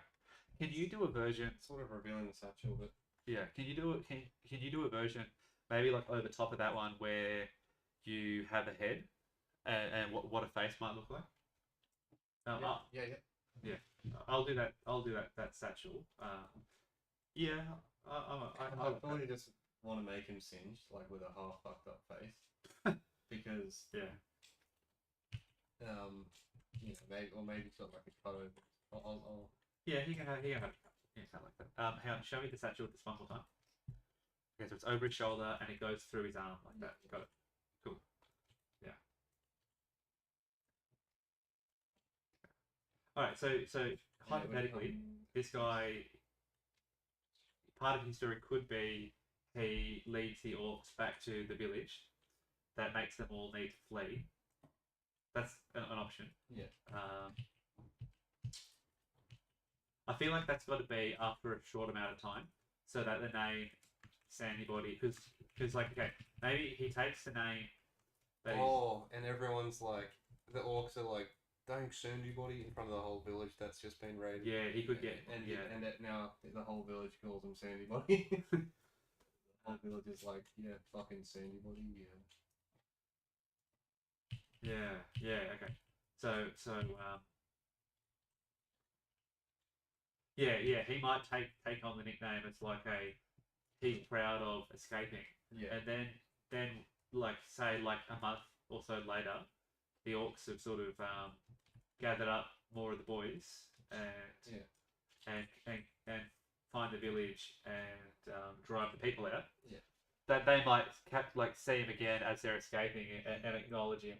Yeah. And then by that point, he's already told everyone the story of like, hey, I did this, and then everyone cheers for him. Yeah, Sandybody. And then he went from only robbing pyramids to robbing Sandybody. but then so he can. Everyone would have been like, oh, that's real cool the way you escaped, yada yada yada. And he'll get that sort of nickname as like a folk hero sort of vibe, like, and then later, so the tragedy part of this could be when when they get raided by orcs. At some point, some of the orcs will recognize him and call him that, and then they'll realize. Then the village people will like realize, oh, hang on, they found us because of him. And so what started out as a nickname of like pride or like because he was did something like brave or that kind of thing. Now the village are calling him that as an insult because it's now they're calling him that out of disrespect because he sort of made them lose all their homes. This is the most convoluted sort of way to explain. He's going to die next week. Sorry? He's got to die next week, yeah. For someone who's going to die next week. Yeah. No, but for like a character who's like, literally, it's the most convoluted backstory just so that we can justify why his name sounds like robs anyone or robs anybody. Yeah. Worth every day. Yeah, we could have just left it. It's just like, funny. His name is this, but better to turn that into. Yeah, no, but now there's like a backstory. Better to turn that into an exercise of creative ideas. Yeah, like why does he? Yeah. Behave this way. What's going on with it? Yeah. All right, I've written that down. Except for the last. How's this? Can you just show me the 3D model? Because I'm just struggling on how his mask, his face mask. So, is he going to have that pulled up over his mouth or not? Well, that's what I want you to try. One where there's the scarf is not over his mouth, so we can see his expression. Okay.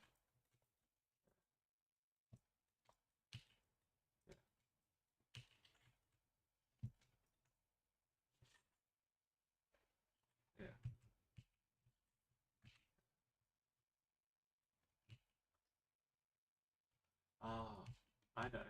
Okay, so when he gets on Spoiled by Orcs, tells, as we said, tells everyone the story, adopts nickname as folk hero, village raided by same orcs. They recognize him, make it known.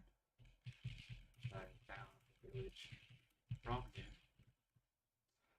now it's a mocking nickname from everyone, everyone left. Then maybe the Fred character, right?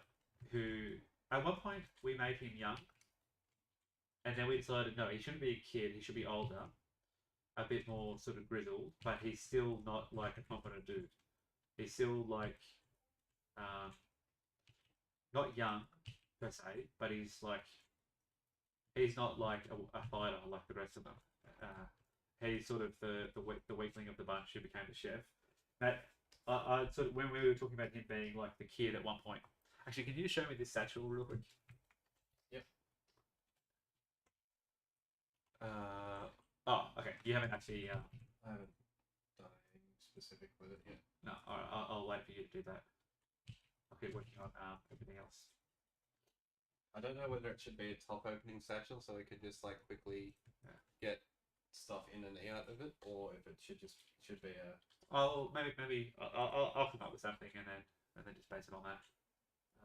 It could just be like the classic thing, but we've done. I don't know how many times we can do that and get them. Yeah. Classic. So it goes under. I'm just trying to work out how on earth you've done the. Yeah, so it starts off with, if you imagine having a sling over your shoulder. Yeah. It'd be going. No, I get how over your that shoulder, works. and he's. I'm talking about the belt buckle. Oh right. Yeah, because you've done it up. I normally do it the other way up, but now I'll do it. I'm gonna copy yours, but it's just it's a different pattern how I do them.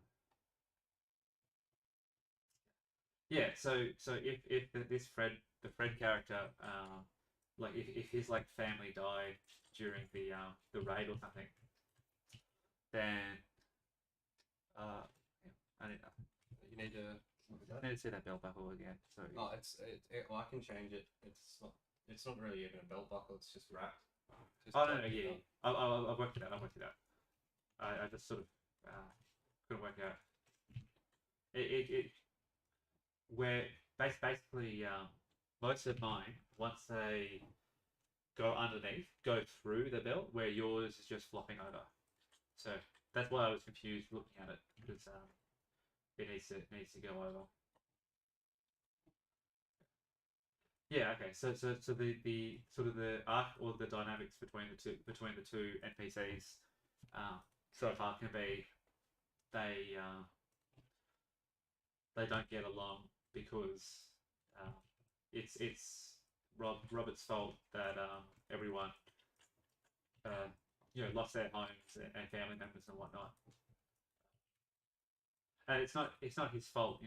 He didn't intentionally leave them there. That was They were just following him.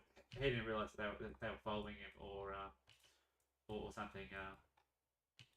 And so it's just pure bad luck. Just a bit of rotten bad luck. Yeah.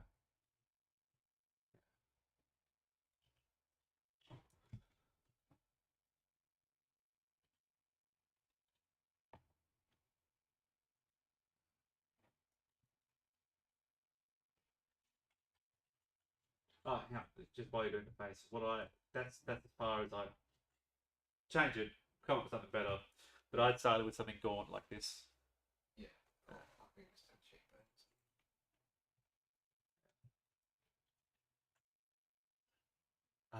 Keep that more in the center of the screen.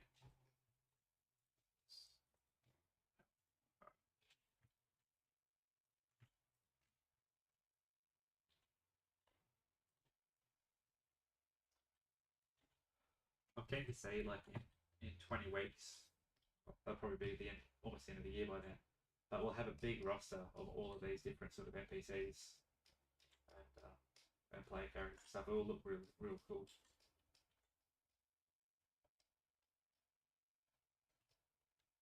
Because yeah, this is the sort of stuff we don't really get to do doing all the wargaming because it's legit just singed from the. Are there any good League of Legends characters whose like character arc serves as the basis of a character? I don't know terribly many of the character arc. Oh, Like arc. Like Just what's Caitlin's story again in League? That she, her mother dies via the hands of the sister of the person that she loves, By the and by the hand of the person of the sister. she's down with the sister. No, so Caitlin is in love with Vi. Vi has a sister who Right. kills Caitlin's mum. Yeah. And it's sort of this like Romeo Juliet. This person's from the Pommy rich Yeah. family, and is in love with someone who's like commoner, but not only a commoner from like the city of Zorn, which is Yeah, not a good the place. worst. It's just the worst. Yeah, no, but I barely remember any of the character arcs. But I feel like in RPG settings, it's hard to do any sort of like relationship sort of related drama. It's got to be more like not political, but maybe but more like event based. Like something happened. Someone somewhere did something to your character, and then you go after. You know, it gets folded into the story, and you go after them. But it's hard when it's like you can't. Literally, it's the most. It would be the most pointless thing to have like melodrama between two NPCs. It would just be the DM going like talking to himself like, "I don't like you." It's like, "Oh, I don't like you either." And it's just okay. There's no dice rolling there, so. I think this guy could have like an absolute hatred of orcs. Yeah. As a result, and I like the idea of him having like sunspots and stuff on his head. is that a paint on thing? Probably. Yeah. Yeah. We'll put that in the drawing. We've got an hour and 15 minutes left, so get on to the color in sort of 15 minutes. Do we do a big scar over his eye? Yeah, do one. Do a big scar over his eye. Get that big scar in there. Yeah. The orcs tried to slash him. Maybe he's got a glassy eye. Yeah. You reckon cover the face? I like the idea of covering his face, but I'm not. I'm not a fan of covering faces on things. on character pieces. Yeah, just generally. Try one weird thing. Try without it, and then if you want it back, put it back. Yeah. Oh, I don't need to draw it with him having something over his face. We know what that looks like. It's just his face, but half the face. Well, yeah, I guess.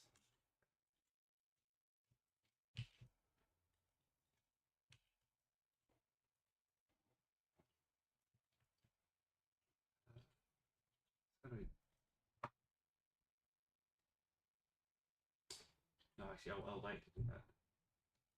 I was thinking of just going and nicking one of the old daggers to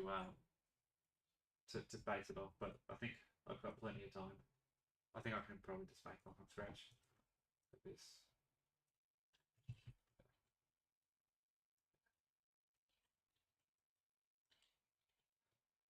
Oh, you know what would be cool is it would be a really cool one shot, right?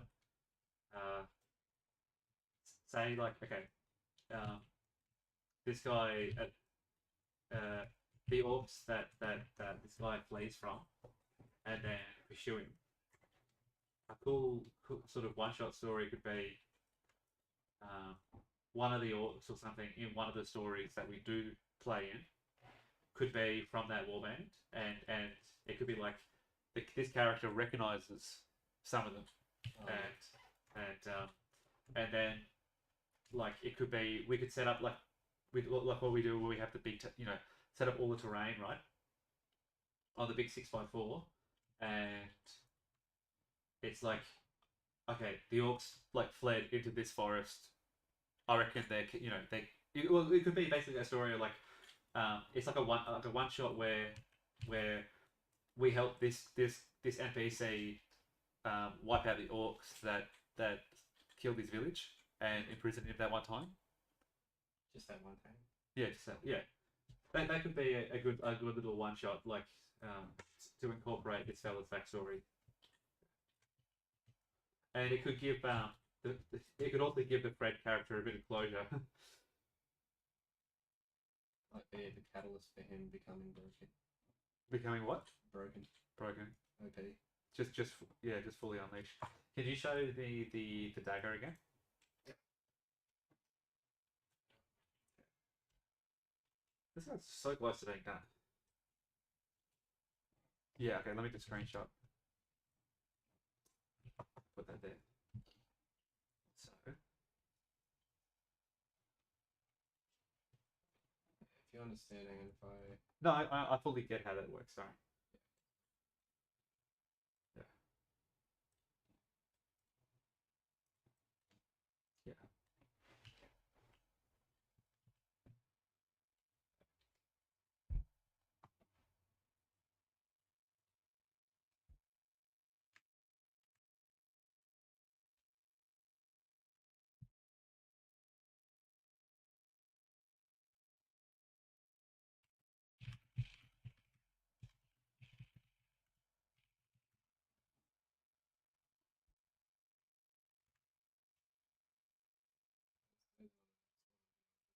Yeah, no, yeah, I get it.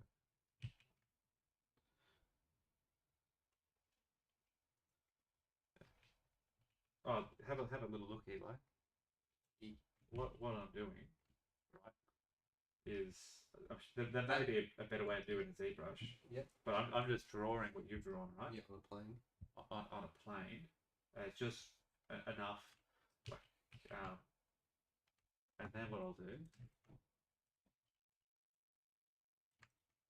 and then Dynamesh, cut it off, and then I'll start sculpting from You there. understand that this thing here... Gets wider. No, that Is the part of the belt? Yeah, no, it's just the scabbard. Yeah, it's just like the... Oh, the strap for the scabbard. Yeah, that's the strap. Well, in that It's case, basically it. I will clip that off. But now I can Yeah, start doing that. that. Yeah, you should remember that method for when you're sculpting. Yeah, so that's the head gets wider over the hands. I get that as the snake. I don't think we're going to see enough of this, too much of the snake. The good thing is if he's grabbing the handle, and we see that, we don't need to see the handle, which is probably the more complex part of it. No, But we get to see the cool part of it. yeah, yeah. Or he could be like just going to grab it, not quite there yet.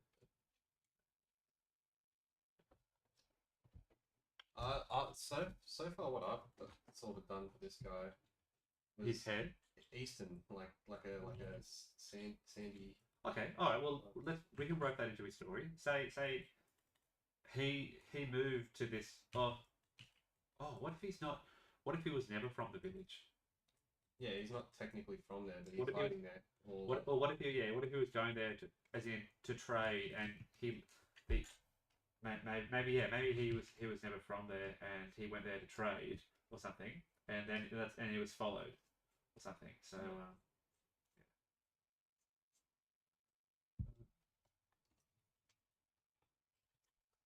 he's from the east.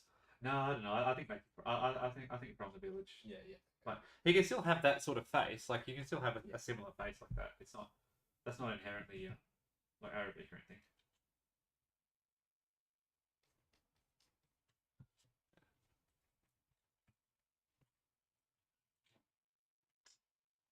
Right.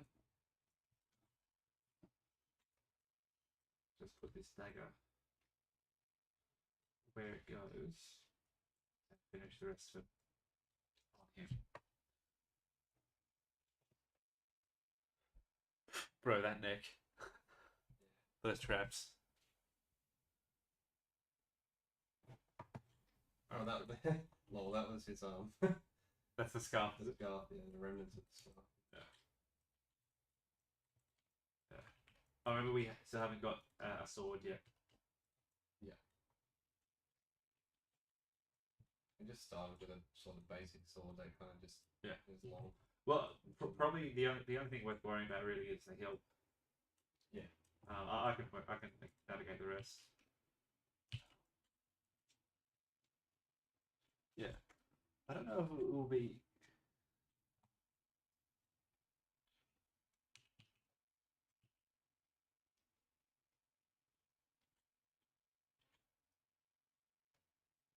Oh, it's the wrong way.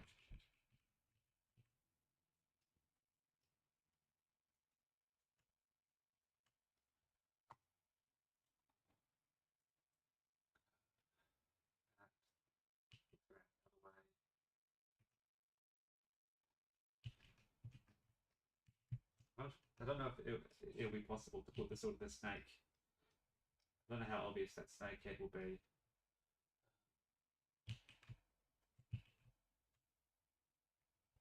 Yeah, true. I think it will be more obvious from sort of underneath. Yeah. No, it'll be right. Yeah. We could make him have a senator. We want. Nah. We really want. It's fine.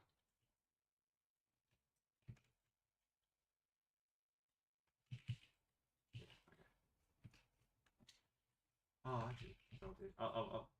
It can go around the scale. Okay. Oh, no, I can't. I'll do this.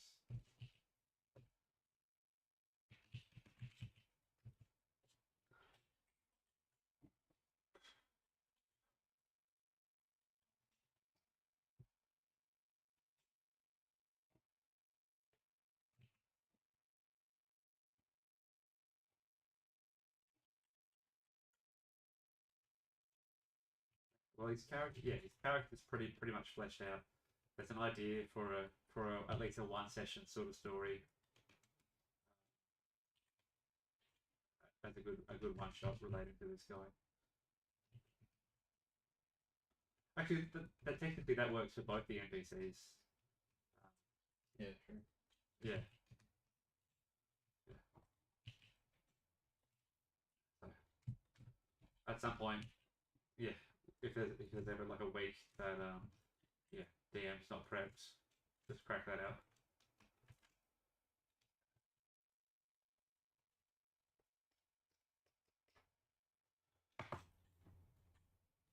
Alright, so what are we gonna do? So we've done. Oh, we do have to finish your character. Like a handsome boy.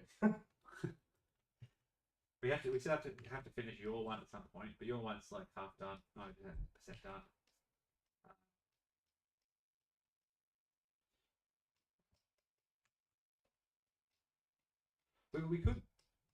We could start afresh on your one and use the original one as a base. Yeah. Yeah. Well, it's just fresh. Like, do you want to sculpt that one? I don't. I'm happy for it to be like a collaborative thing. Yeah, for sure. Like, well, it's not bugging me at all. Oh, it's up to you. But as in, if we did it in this sort of format, then I'd finish the sculpting. Yeah. So yeah. I think that's probably the. I think if you did that, then I'd be in safe hands. So yeah, I know, but it's cool. You're also learning to sculpt, so it's cool to do my own, but yeah. It's just, yeah, you know, when's it going to happen and stuff. Yeah, exactly. But yeah, so okay, so we do have yours to do. Brett's got one, and it's the lizard boy. Dragon Gay. Yeah, I'm not at yeah. It's just lame. Yeah. Yeah, I don't know. That being said, I don't vibe that sort of. Dragon guys were my favourite in Skyrim. Yeah. Yeah, the Argonians. That's sick. Well, maybe we'll find a way not to make his character lame. I don't know. Actually, he's not going to be around for another. We just need his backstory, like. Yeah, he has that one. That's where anything non-lame about him will come out. But yeah, but Brett's also not going to be here for a couple of weeks. Nathaniel's got some characters he wants us to make, so we can ask him. How's this bag going? Like, what's your I bag looking like? I was going to, but then I got distracted, so I've left it. Yeah, that's fine. Yeah, so yeah.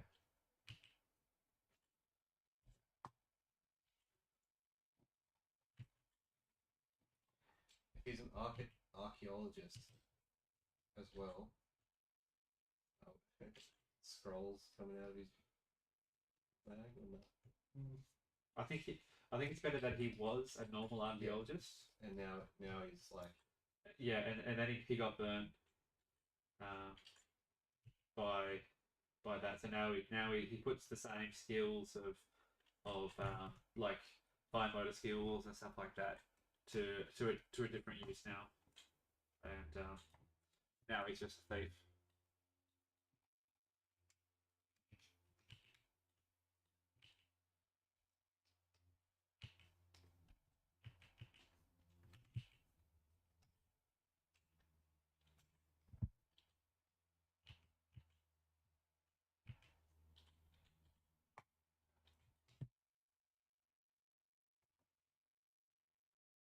Have you got him bald currently?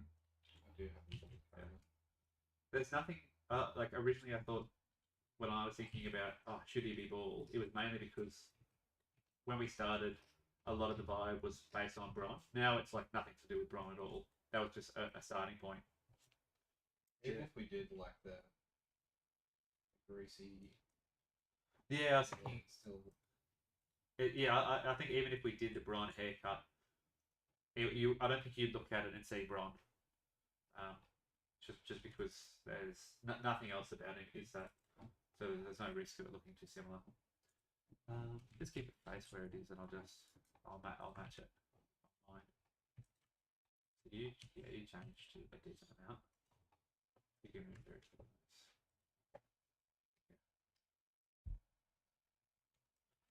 I don't, yeah, but not sure about the wispy bits over his face.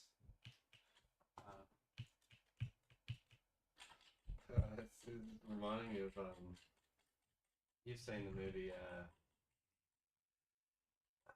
Joseph the Dreamweaver or whatever it is?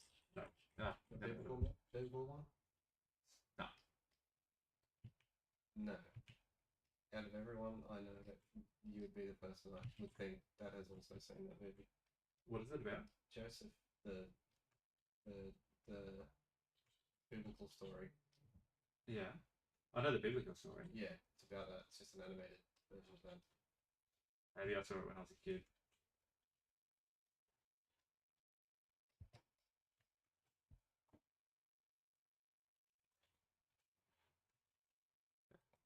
Oh, the bags under your eyes are bigger. I think he's just got like a wider. It's a different sort of head shape. Yeah. It was sort of like I'll Middle Eastern or Spanish. Yeah. Sort of stuff. I'll keep some of the things off the nose and stuff, but I'll make it more European. Yeah. Oh, it is. It's really different. Yeah.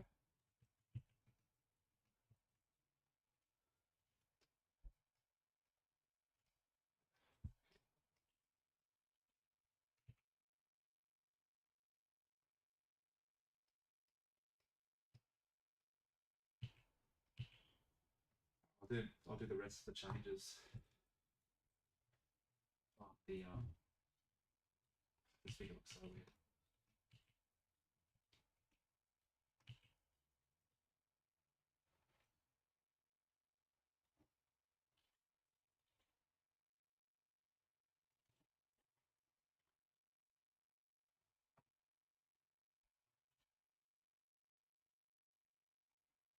Have you done that bag yet? Oh, sure. Yeah. It's sort of like.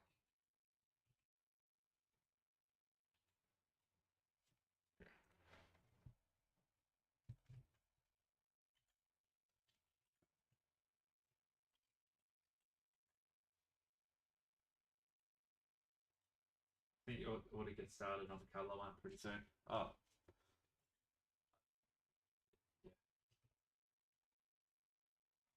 Yeah. And the sword.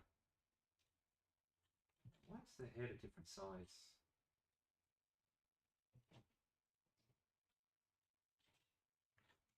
Must have played with the sizes at some point.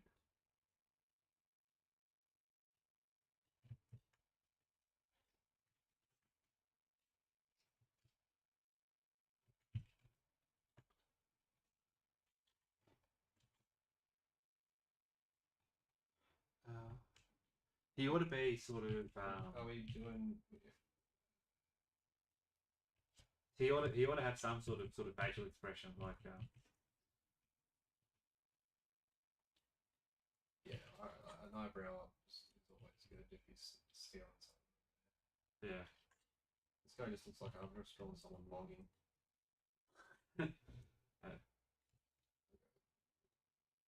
My guy's got a bit, more of a gaunt face. I wanted the hollow cheeks so that he's like even more like skinnier looking.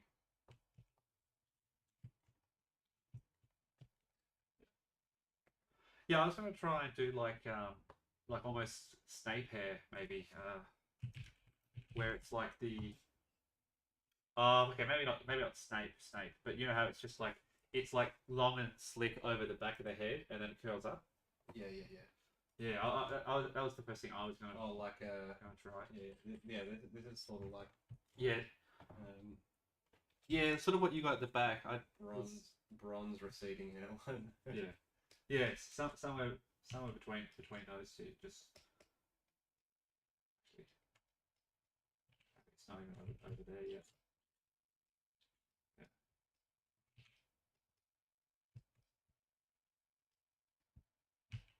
Yeah, just like sort of behind the ears, sort of, but like picking up sort of thing.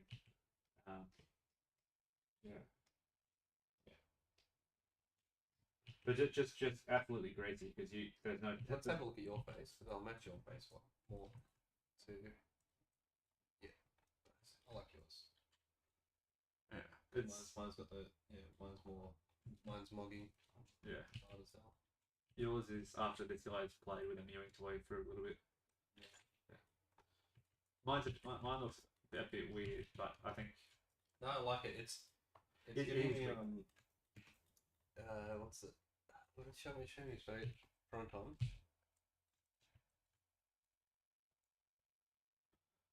To be honest, it's giving me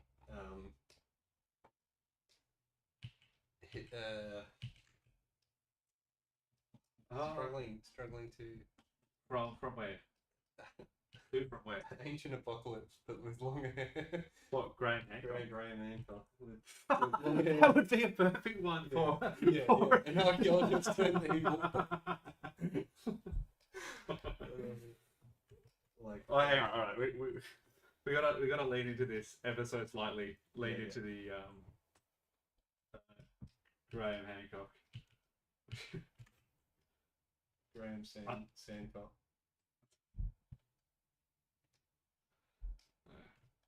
Just like the balding, like that haircut, but like balding on the top, like just receded to all crap. Oh, I wish we had thought about that. Look, so have a gaze here. I'm just having a little look at Graham Hancock. Oh, so the most iconic thing about Graham Hancock is the wide mouth. Yeah. And ironic, he's got his mouth covered in this, but that's I didn't mean that to be that extreme, but yeah, I might change his jowls a little bit to be a bit more like forward facing. You know what I mean with like the receding hairline and the shape of his head, his pinhead. Yeah, sort of. Yeah. Okay. I've got to leave it at that. I've given him sort of the mouth of Graham Hancock. Yeah. And with the hair, that's what I've sort of done. Yeah. Where it's a ball. Sorry, it's like totally round over their head. Yeah. Got a little bit of sideburn action, maybe. Yeah. Well, it's a Graham Hancock. Let me get a picture of Graham Hancock right now. Yeah. Graham Hancock. I think there could be perfect. So I think there could be a good sort of all the way back story, like it's sort of inspired by like Ancient Apocalypse in like a D&D setting, like because because like okay, so Graham's whole thing is like what does he call it? Like big archaeology is pushing a narrative. Yeah, That unwilling to open their mind to like yeah, the possibility of a civilization being that's older. older. Yeah. So, but he also posits it as like kind of like a conspiracy theory, where it's like, why are they, so hesitant to new ideas and stuff? And it's kind of like, they're sort of that sort of vibe that he doesn't say it directly, but he sort of vibes like, what are they hiding? Kind of deal. So I reckon there could be like a real interesting sort of like D&D story where it's like it's less so what he says that gives you that vibe. yeah, It's how more it's exactly it's built. All of his shows are built like a conspiracy TV show. yeah, like yeah. there is a big conspiracy to hide. Yeah. He doesn't. He makes sure not to say it directly so that he's not like not so you can't accuse him of it. Yeah. But he definitely hints at it. It's in bro, the ending. it's so heavy. The vibes of the the vibes of big Big archaeology, yeah. big archaeology conspiring against the public is But yeah, okay. So let's take the idea right. for sure.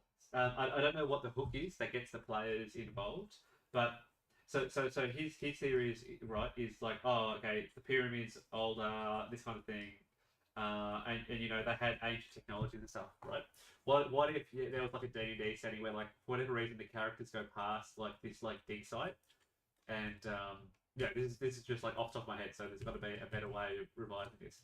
The characters go past like a dig site, and there's it's just like, oh, what's this? And maybe there's like a character on the outside, this guy, like a Graham Hancock type figure who's like, no, let me, I want to have a look, and they don't let him in, and you go up to him and you ask, what's going on? Why are you upset? And he's like, oh, they're the archaeologist like won't let me in. I'm an archaeologist too, but it's why won't they let you in? Oh, because I have different ideas of I think this temple is this and it's older than they say, and then it's just like, oh okay, and but what's actually happening is like there is a big archaeology or whatever it is, like the local how like in Egypt now it's like apparently the Egyptian government and stuff are like hesitant to let people like dig around the pyramids, obviously for conservation reasons. Sure. But but in this D&D story, like imagine if it was a conspiracy, and there was like some like ancient history or whatever that they are trying to hide, and so actually it can so the twist could be that it's like the Graham Hancock type figure is actually correct, and that's twist number one, or it could be like another subversion where he's actually wrong. Do you know what I mean? Like, it could really look like he might be correct, but I don't know. But you could definitely tie that into like, because it's like in a fantasy setting, like you're not a Warhammer person, but there's like in Warhammer Fantasy, there's like the Tomb Kings, which are like ancient Egyptians basically, and they all turn into mummies and stuff, and they're like an ancient civilization that I can't remember the exact origins, but something happens. They all turn into undead skeletons. Aren't they? Is that the Necrons? Necrons and Tomb Kings are basically Warhammer Old World, Warhammer Fantasy and Warhammer Science Fiction. Space mummies. Yeah, they started with like very similar lore, and then now they've diverged since then. But yeah, basically it's the same story. Or was. Yeah. Okay. How would that work? So yeah, the story is. Oh, okay. So like the modules could be like you've got to investigate the ruins, find stuff. You go through. It has all the booby traps. Maybe the mummies come to life and stuff like that. You have to fight the mummies. Oh yeah. Here's what it could be. So this is what you find out at the end. There's like a necromancer or something. Yeah. Who's gone into the temple like before anyone else, and he's like made some of them come awake, kind of deal. Ooh, and then sounds having disturbances.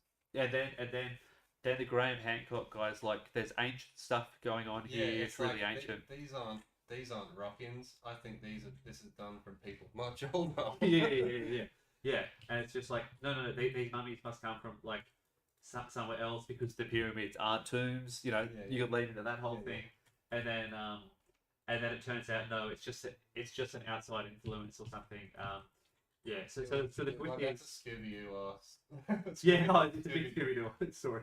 But yeah, so it's like Act One is just like it's not ancient mummies. It's just this guy in a mask. Act One is like um, you see the Hancock type figure as well as the other people, and you hear about so the Hancock guy says no, it must be like a far older pyramid because there's all of these finds and yada yada.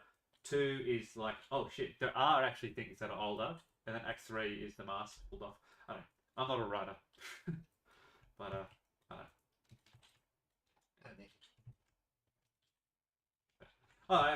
maybe just don't subvert it at all, and actually make it far older, and it could be like a okay, it could be like Rob Sandybody.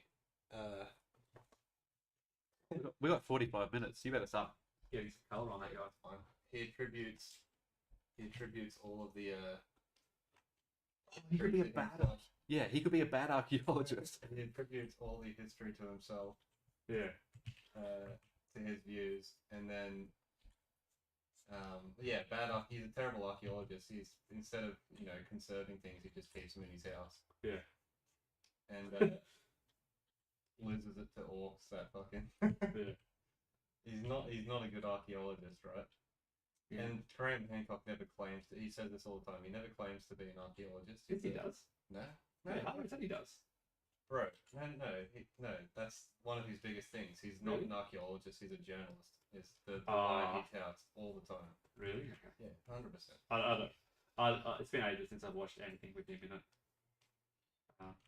Yeah, he's like, I'm not an archaeologist. They say I'm a pseudo-archaeologist, and people say that a lot. That's where you hear it. Is they call him an archaeologist. I thought one of his bits was no. I am an archaeologist. You're gatekeeping me by calling me a pseudo-archeologist. Oh, like you're prefacing. Yeah, I get you. Yeah, say that like archaeology is being gatekept, but he's not saying he doesn't say I'm an archaeologist. He says I'm not an archaeologist.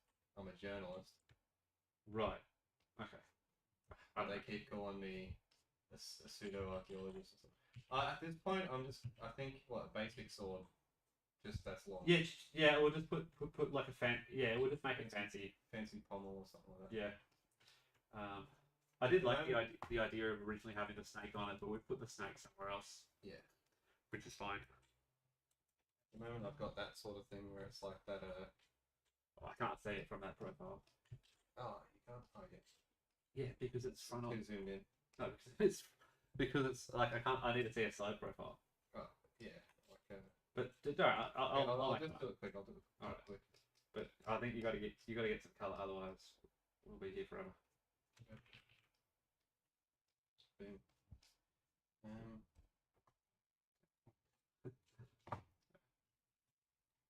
Yeah, he could just. So originally, I was gonna say this guy ought to have like knowledge, history, whatever region it ends up being. Like I don't know, I don't have a name on top of my head. But now after making him like more of a Hancock figure, it should be like negative knowledge history.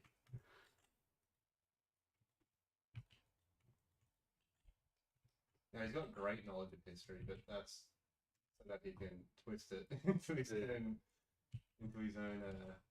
findings. Oh yeah. Well, that's sort of the. Oh, okay, yeah, all right. That's the only thing. Sorry, you could only ever do that with 3D printing, but that's right. We are printing this figure. It's fine.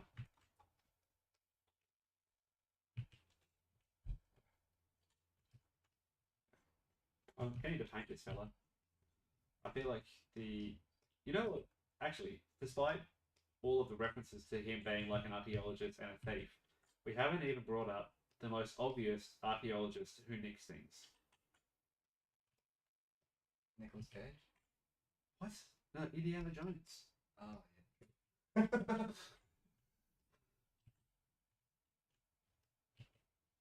yeah. Yeah, I was thinking, what color would I paint him?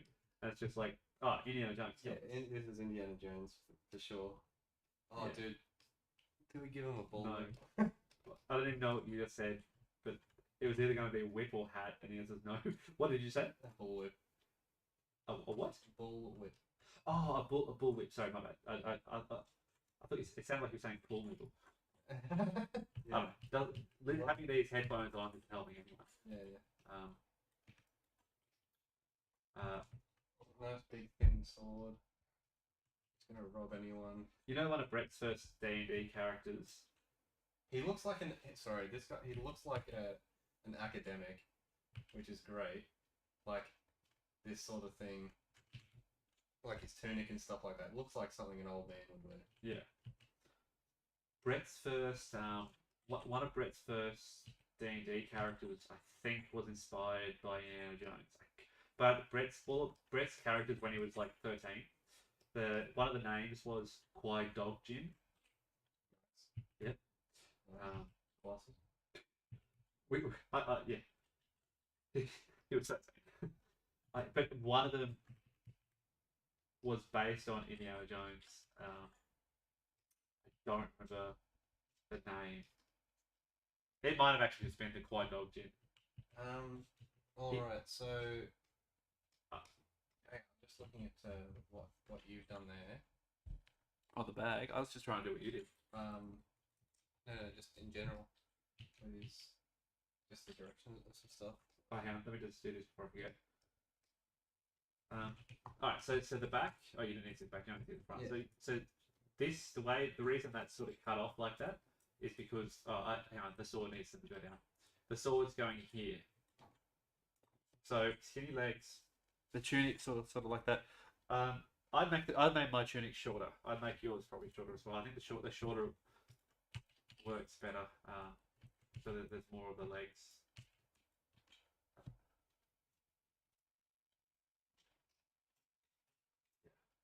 All right. Well, 40 minutes. Definitely need to crack on with that color. The color takes at least 45 minutes.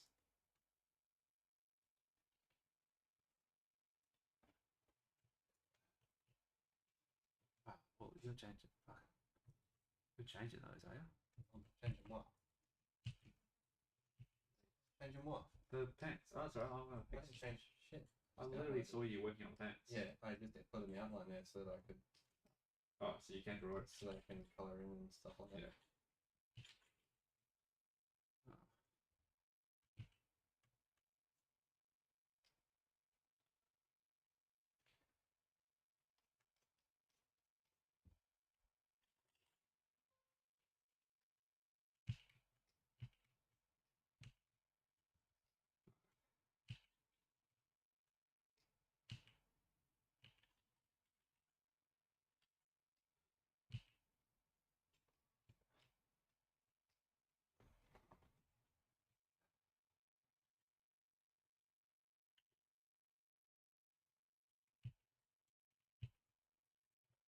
It's crazy how we literally went from like he's a just a pickpocket thief town guard to Why does big archaeology want me to stay away from the pyramids? Yeah. Could there be something? Yeah.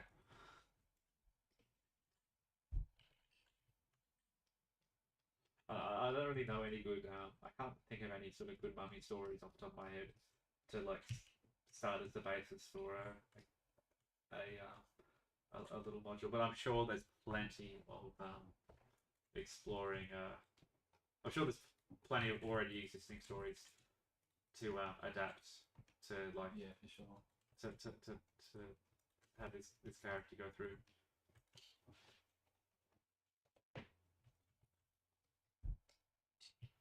I played one shot. It took like 7 hours in the UK. But I just I vaguely remember it, but I don't remember enough of the details to try and Google it, and I don't even know whether he even he just made it up himself anyway. But it was 7 hours in one go, right? And it took place over like 3 or 4 days in the setting. And basically, he just read out like events. Well, not read out events. Like there were things happening, but it'd be like, whenever you did a perception check, right? He would tell you 4 different plot threads, and you would only ever latch on to the ones that you were following. Yeah. And so, at the end, so basically, like the world was moving whether you participated or not. And obviously, if you if the player characters change things, the setting would react. But if you left something untouched, it would just play out the way it was always going to. Yeah. So at the end, he basically he just like outlined here were the 5 running plot lines. Or whatever. He wrote 5 stories and really wanted to tell them all. No, it was just it was like if you were really really paying attention as a party, you could have like solved it, but because it was like a drop in D&D, so it was like everyone was no one knew each other. It was just kind of like you'd show up, you'd get put on a table, and and you would just go. So it was people, no one knew each other to be actually working in a group. But yeah, I thought that was really clever the way he like. I don't know. Yeah, I don't know whether he made it up himself or he got the story from online. Maybe I'll try and Google it because yeah. But it was like how imagine like King's Landing in Game of Thrones, right? You've got at the start of sort of like the series, it's like, and you have like the Lannisters poisoning Jon Arryn, yeah, and then you've got Littlefinger telling the Starks that it was the Lannisters when in fact I'm pretty sure it was Littlefinger. Yeah. You have like everyone has a motive and everyone is going about their own business, and so it's like this party have a motive, this party have a motive, this party have a motive, and and then the player characters like show up and they might interact with a couple of them, but yeah, if you don't, then you don't get to know. Well, yeah, you don't find out, but they all sort of intertwined in a way. So there was some event happening that I'm pretty sure we didn't even work it out. Like we pretty much we didn't lose the story, but when we did it, but per se, but it was definitely like a Pyrrhic victory. Like it was basically like there was some sacrifice going on or something, and I only found it at like the last minute or whatever, and so it was definitely like a tragic ending. But if we had paid more attention, like I literally remember one of the things he was like, right, you wake up, the person keeping watch through the night, he saw a group of people going this way, a group of people going that way, and this happening. And then it was, because at the end he told us, oh, those people you saw in the bushes, they were the people who were taking the person. Telling me about that. Yeah. I feel like writing a D&D story would be terribly difficult. I don't think. I think so many moving bits to interact with. I think you don't, but that's the other half of it is you don't write a story, you write a premise. Yeah. And you've got to say like, right, so like this is sort of the saying. This is where who the people are, what they're trying to do. If you don't, you know how Indiana Jones, right? How if you take Indiana Jones out of Indiana Jones 1, nothing changes about the story, and it's that like because the Nazis would still take the ark and open it up. It's kind of like that. So it's you. Well, I don't think you don't want to do that per se, but it's that sort of idea of like, if the Nazis are left to their own devices, they would still open the ark and all die. Yeah. It's like, but so you basically you write out what would happen if they were left to their own devices, and then as the players go through and do their own thing. Do they? You got to adapt to they make decisions that lead them into a spot where they can stop them. Yeah, that kind of thing. Yeah, and ideally there's like consequences as well. Like if you don't. Honestly, screw Sandybody. I'm calling this guy Graham every time.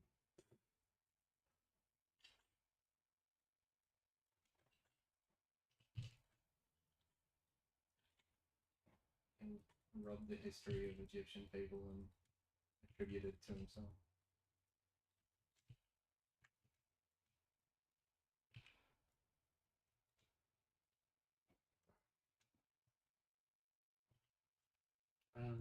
Can you have a look at mine? What have I got left? Apart from the sword.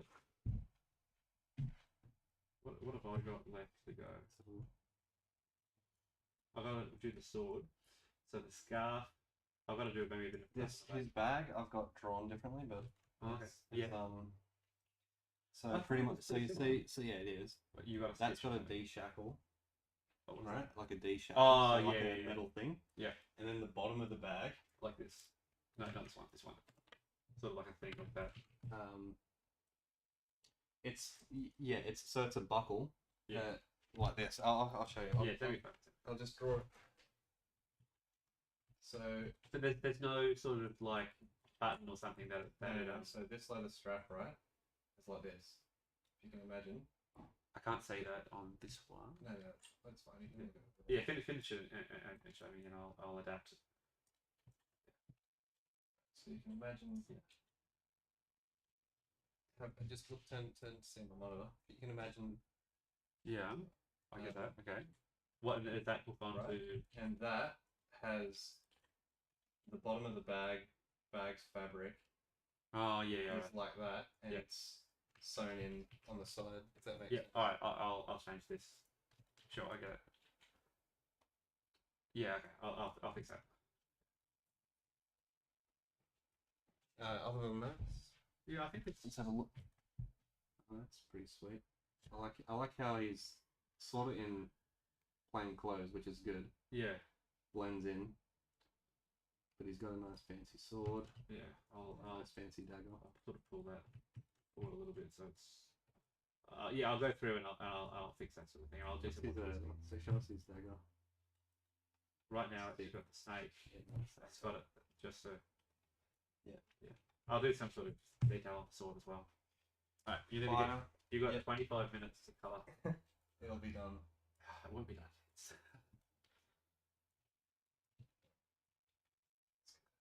Oh, you basically finished drawing. I am. I'm just putting the outline on him so that bleeds out, sort of thing. I've got a lot of actual work to do tomorrow. Otherwise, I would, if we weren't so busy with actual sort of work, I would 100% just go home for an hour and paint this guy before tomorrow's session.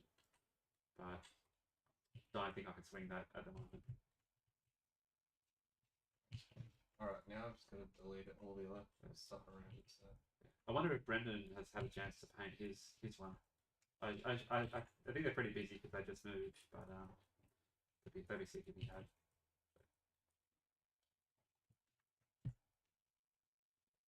Yeah, I like that long sword where it's sort of like doesn't even really fit with him. It's just like, yeah, he robs people, but it's just some goofy. I've drawn a guy with a bit more like less straight hair than I've done Graham. You've done more with the Graham. I've done Graham's haircut for sure. No, I just like the really skinny sort of like you got the long skinny legs which are separate all the way to the top. Yeah. And then there's sort of like a third sort of sword. So your tunic is just held together with a knot or something. What is it? It's just a bit of lace. Yeah, it's just a bit of string. It's not on the waist. I've just got one because the tunic comes lower on mine. Yeah, that's sweet. But just I don't know. I think you need to make the stitch up a bit higher. Stitch needs to be higher. Potentially. I think it's like on his sternum, I think. It doesn't really matter. The proportions can't be the same. Yeah, you've done the way you've done the cheek, where he's got that crease down from the nose. Yeah. That you've just drawn, Graham. Yeah, which is exactly what I want. If I'm completely honest. So many like potential like interactions with this character being very funny. Yeah. It's almost. I think we've almost wasted. I hope we haven't wasted that, because it would have been cool to do a specific one. I don't know. I'm gonna have to change this guy's face ever so slowly.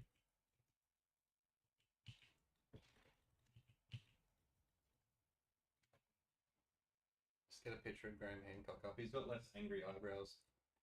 Yeah, I know, but it's got to be exaggerated. Yeah. For the figure.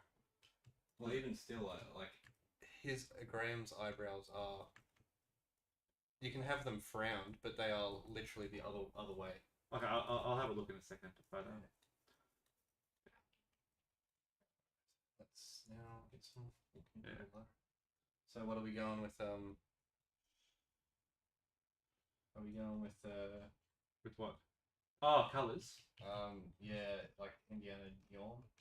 Maybe this is where we look at our boy Graham. Yeah, Graham. Green eggs and Graham. Yeah. He's always got that black leather jacket on. That's one thing. Yeah, he could have. He's a fan of earth tones as well. Sorry? He's a fan of earth tones as well. Yeah. Well, he could have like this vest here could be like a black brown, and then he could have sort of the light beige whitish sleeve. Doesn't Indiana Jones have a? Yeah. He has a leather jacket as well. Exactly. Yeah. Do the blackish brown leather jacket as the tunic, and then it's like the whitish sleeves like Indiana and Graham. Do you reckon that's an intentional choice from when he took this photo? Sure. It's got to be. No, he wears it all the time. Yeah, but I actually think do this color scheme. So he's got the darker beige pants. Beige pants. Yeah, 100%. You're just doing this game. He's just an old man. Yeah. Yeah. Yeah. Right, I'm doing this weird D thing.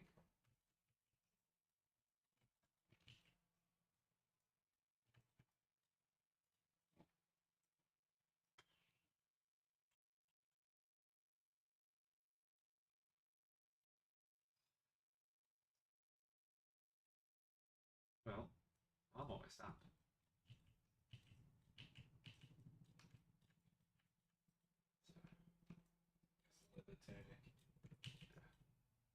Oh no, that one's no. The sleeves are separate. Oh, okay. Oh, it's pretty. Yeah, you only have to change a little bit. Yeah. But yeah, sleeves separate. Make the sleeves the whitish color.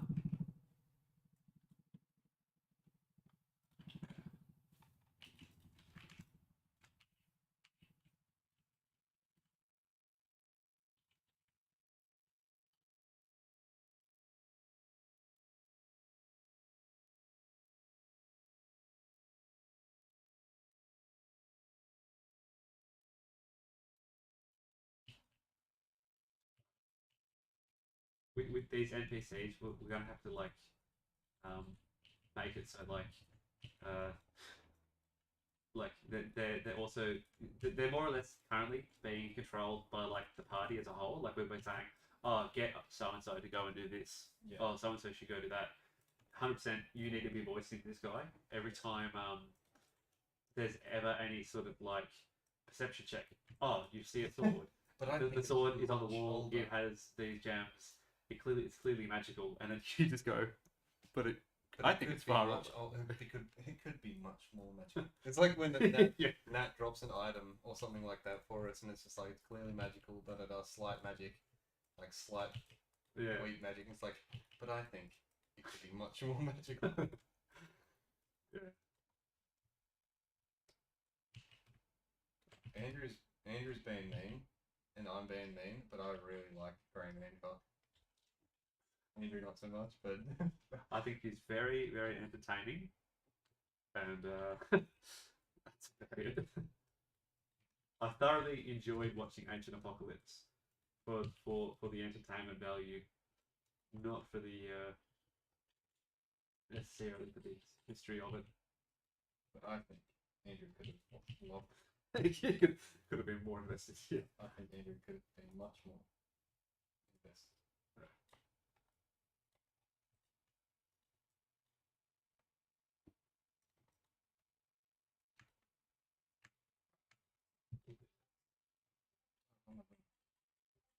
Well, I don't think I'm ready to almost call it. My one, so I'm gonna merge everything together.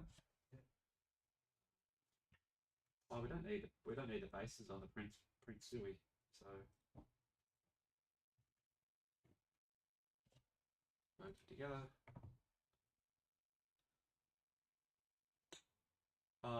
Yep. I'm gonna change my belt ever so slightly. Mine is around where it's cut off. Yours is square.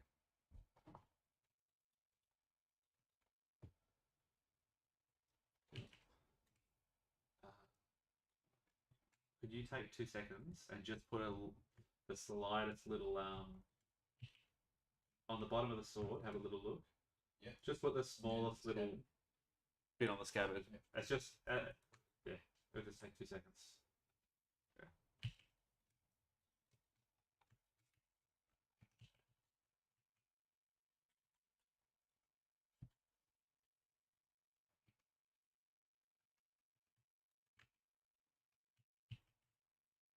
Who's another? Oh, you know what would be sick another time?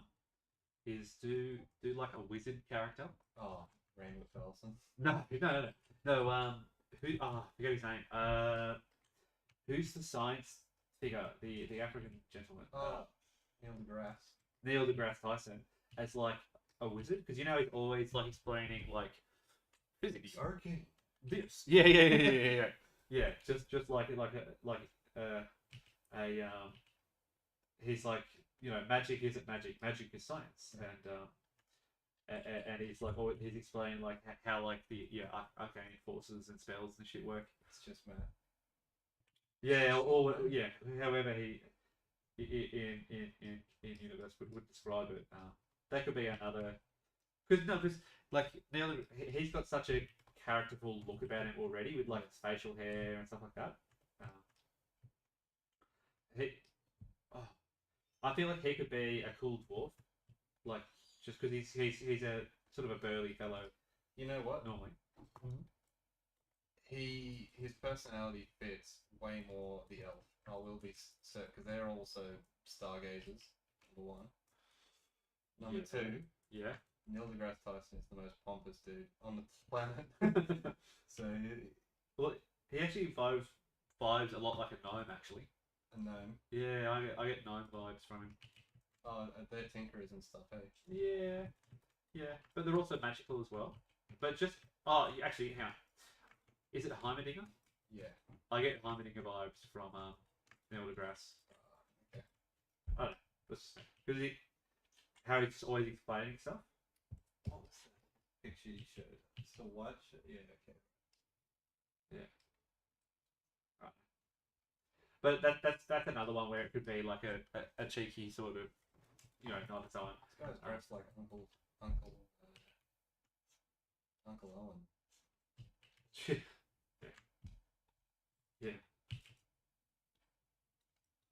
Yeah, no, that would actually do on the inside of this vest. Don't do black. Do the sleeve color in here. Yeah. Okay. Yeah. I think I've got to change that because I think it's wrong. No, you got enough of a gap there. The line. That's fully black. Yeah. Right. Yeah. You'll have to go over it. Yeah. Or erase some of that black. Yeah. I can't think of any of Neil deGrasse's sort of like speech off the top of my head, but it always sounds like start of a Star Trek video. Speech. 1, 2, I make a prediction? He sounds like Winston from Overwatch actually as well. Oh, yeah. But he's always like, someone asked me a question, but the root of that question relates to this, and if this is answered by this, then that question doesn't mean anything. You know, it's that kind of like the way he breaks everything down. It's like, you know, and questions like the foundation of things. So like, you know, you could be asking like him like about magical, mystical related stuff, and he's like, well, it's just like, oh, so you know, in Star Wars context, like, oh, the Force. You know, if you could do this with the Force, can you do this with the Force? And it's just like, well, the Force doesn't work that way. The Force works like this. So, you know, what you're thinking it does, and it goes, and it makes this thing happen. It actually happens because of something else. Yeah, and it could be the most like obnoxious mentor ever.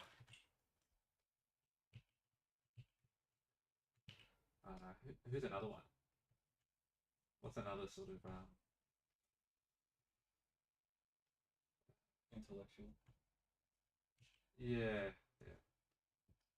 That you could make like you could sort of base an NPC around. Because even before we sort of. Do you want to paint Peterson as the damsel in distress?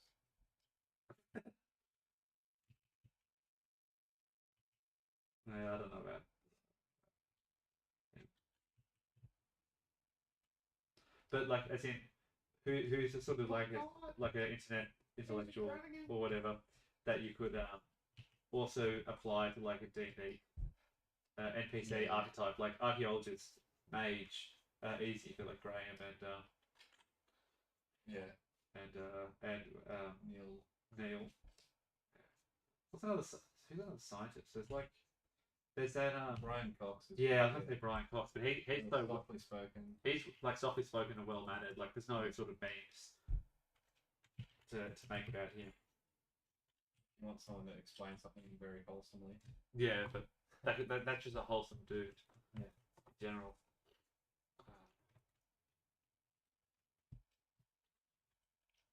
Yeah.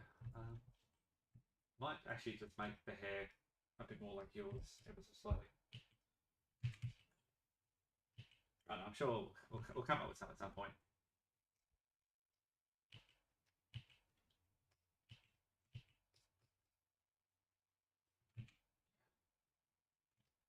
We'll have to get some. Yeah, we'll get some characters off Nathaniel for next week that he wants. Otherwise, I've got some I wouldn't mind doing. We can also, once we run out of like ones that we need from like that Nathaniel wants or that play characters, we could just do like the archetypes and come up with some that don't have a role in our current campaign, and we can make some to future proof it.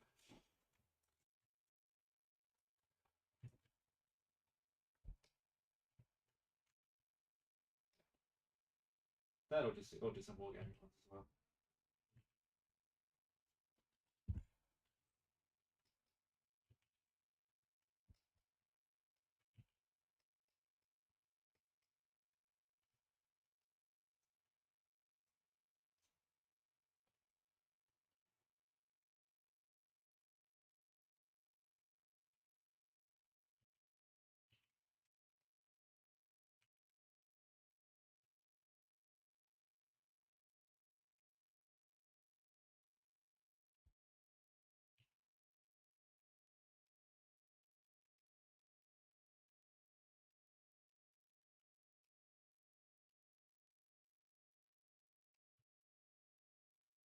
I want to do maybe this we should do it on these because we can do totally random stuff here. But I want to do some of the East, like the like Central Asian dwarves, like think like Mongols but dwarves. I was thinking about it the other day. Yeah, that's one of the best ideas you've ever had. I was thinking about it the other day, right? So normally dwarves like revere the earth, the mountains, you know, the world and stuff like that. Like they have like a lot of respect for like, you know, the ground and the earth, right? And and I think like in most sort of pop culture, it's like the vibe is like the dwarves are mining to get the riches out of the earth, but they also like shape the stonework, and it's kind of like through the lens of like, um, as they're chipping away, they're sort of like shaping the stone into something that's sort of they're revealing the sort of the natural beauty of like the stone and things like this, and it's like that's one way of sort of interpreting sort of the dwarves do the same sort of thing, but with like the plains, and instead of like mining for gold, they like gold panning or whatever in rivers. Oh yeah, okay. I hadn't thought about that. What the vibe in my head is is not set in stone, but I was thinking more like if other dwarves mine to seek out like riches in the earth and to shape the mountains to to make them aesthetic, like they're chipping away to reveal the the statue, right? Like they see, how like sculptors see the statue in the marble before they carve. Like if the dwarves are doing that with their halls, like then to reveal the beauty of the earth itself.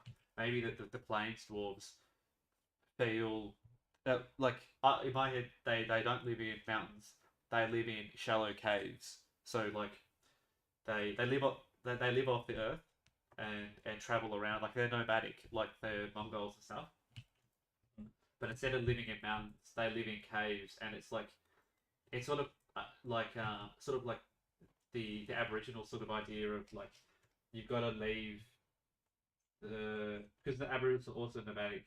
Like you don't want to permanently leave the earth untouched. Yeah, you don't want to damage anything. So it's like when they go to a cave and they live in the cave, they set up their tents and stuff.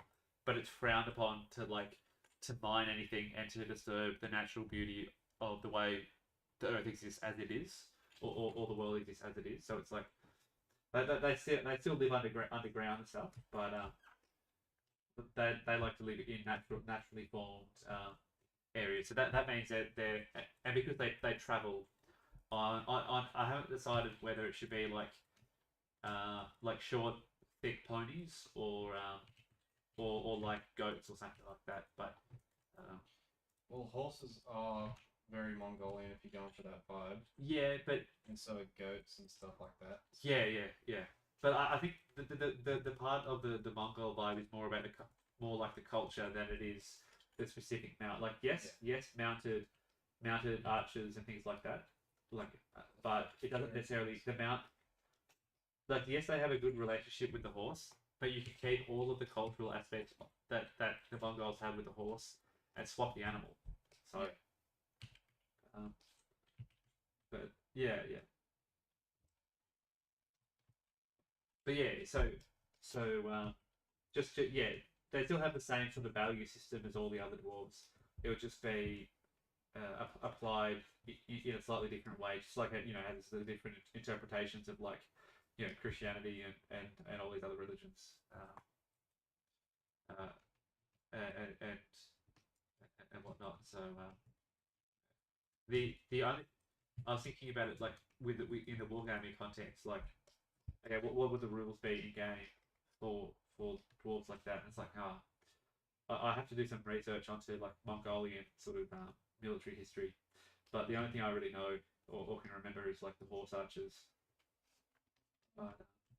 which is like the absolute antithesis to dwarves is horse archers, like fast, slow, range, and melee. It's like polar opposites. So falconry is big. Oh yeah. I've got the crows, but falconry is massive. Yeah, because like dwarves have good, classic sort of vibes with like birds and stuff. Yeah. From like the raven in the Hobbit that they speak to and stuff like that. And yeah.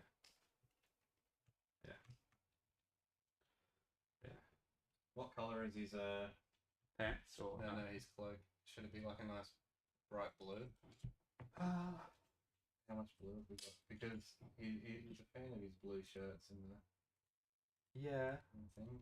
But I'm easy. Do the blue. Keep it Hancock coded. Yeah. Yeah, I'm a little bit like I wish we had saved the Hancock for somewhere else, but we can always. Just lean this guy right to the Hancock vibes. Yeah. Yeah. Okay. This guy can grow into the Hancock. And we can always make a second figure. I just think potentially could have had like more of like the classic not microscope. What do they call Instead it? of a thief, build him to be something else. Yeah, yeah. Apart from this guy, almost doesn't even look like much.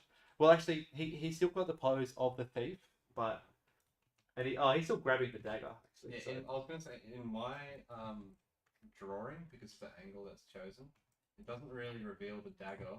No. So he kind of looks innocent. Yeah, exactly. That's what I was getting at. Like, I think it felt like we've moved so far from the thief vibe, which is fine. But it's only in the artwork. In your picture, in your yeah model, it comes through a lot more. yeah.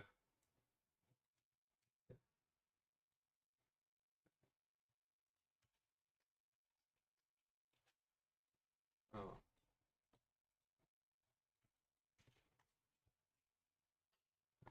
Alrighty. Well, all I need to do now is the undershirt.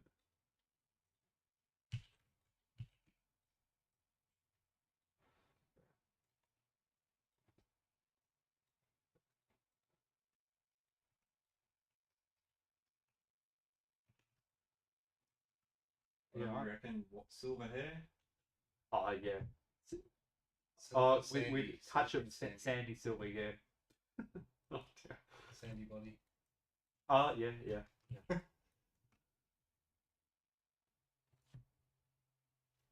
Yeah. Alrighty. Fine. Couple little extra little bits, and then where my ones.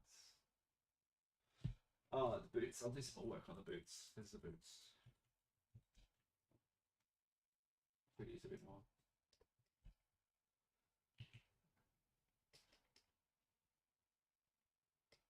I think both Brendan and Nathaniel want to like lean into the idea of like setting these guys up in the town or in a town. Yeah. So I don't think Nathaniel plans to have them come with us the whole time. Or to die either.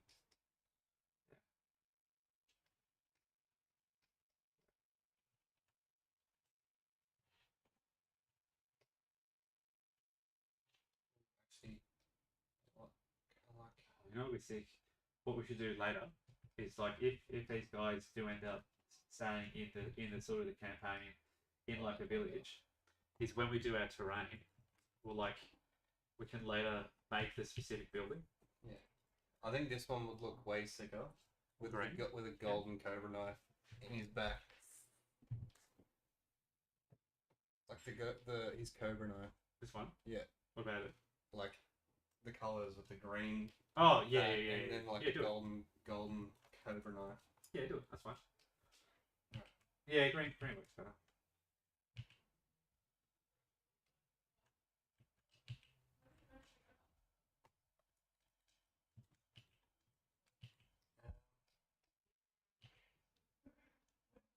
Shading pass. Right. All right, I'll just decimate. I'll just decimate my own and do my smoothing pass.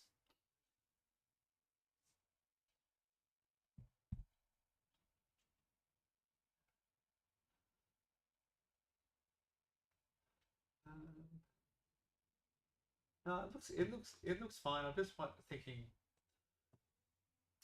it What's that? it just looks very plain. Yeah, it does. What, your guy? No, well, no, mine doesn't look as plain as yours. Yeah, I think that's. I don't think it's bad. It's just I guess the last one we did. The last one we did was so full on with the he had so much stuff going on that dwarf Yeah. that these ones look quite empty. But no, but yours is sort of the scale of the drawing. Actually, it's not terribly different, but your line weight is much thinner than what I've got, obviously, on the miniature. Yeah. So looking at your one, it's more plain. Like I'm looking at your tunic, and it's more flat. There's more space on my. Yeah. I think it's because your cloak comes down way more. Yeah, as well as like I've got that like severe crease through the middle, where Yeah, mine will have that. It just needs to come out shading. Yeah. No, that's right. Yeah. But just you compare that to the one the dwarf did I tell you we ended up naming him Nazir? Who?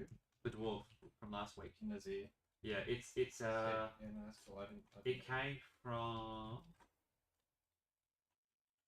I think it wasn't a Tolkien Guzul sort of dwarven language. I think it was a dwarven language from D&D, and it translates to seeker or something, or searcher or something. It's not a direct translation, but basically because the origin point for the character started with Senshi, which is the Delicious in Dungeons character, and then it changed a lot. And his name is Senshi, which means seeker in that story. We just use seeker from another dwarven thing, another setting. And it's not even that. It was spelt differently, so I've just changed it to Nazir because there's like that sounded near enough like some of the other Norse names. So that was better than just leaving it as like Seeker or whatever. So but no, because he was quite a short and round character compared to this one. There was more going on. I'm thinking. I like the variety that. Especially because the other guy, his meme is sort of being like the shit kicker at the moment. Like he doesn't do anything great. Yeah. So he's sort of the pack mule of the group. He's carrying everything. Yeah. Carrying everything. Whereas this guy's like not got all that much stuff on him. No, he's quite light, and he's the sort of guy like when an encounter happens, and it's like all the NPCs in front of you. All the enemies in front of you, and it's like, okay, are we going to fight? Are we not going to fight? And then there's like a bit of dialogue back and forth. This guy's already gone. He's already gone. He's already stuck around the other side of them, you know, like. And it's just like he starts fighting the other side of the room. It's just like, what? When did he get there? And he explains the enemy's history to them. Yeah. But poorly. Yeah.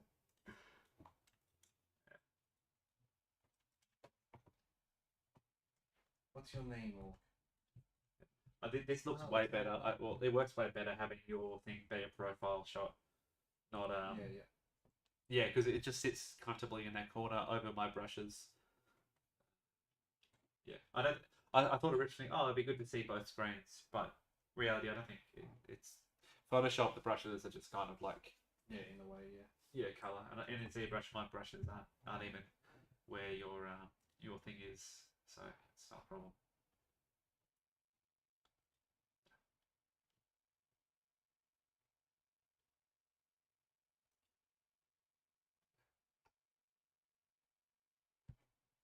All right. Well.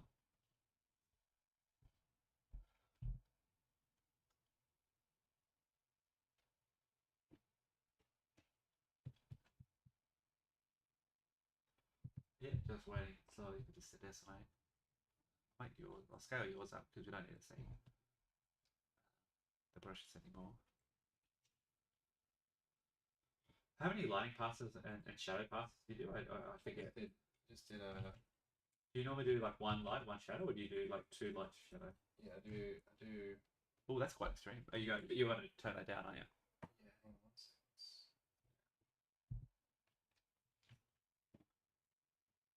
So first things first, I'll save that where it is as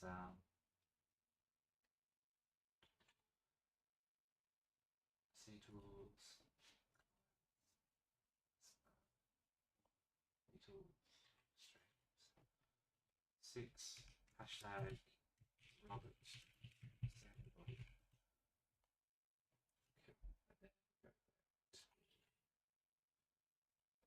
Real name Graham Sandcott.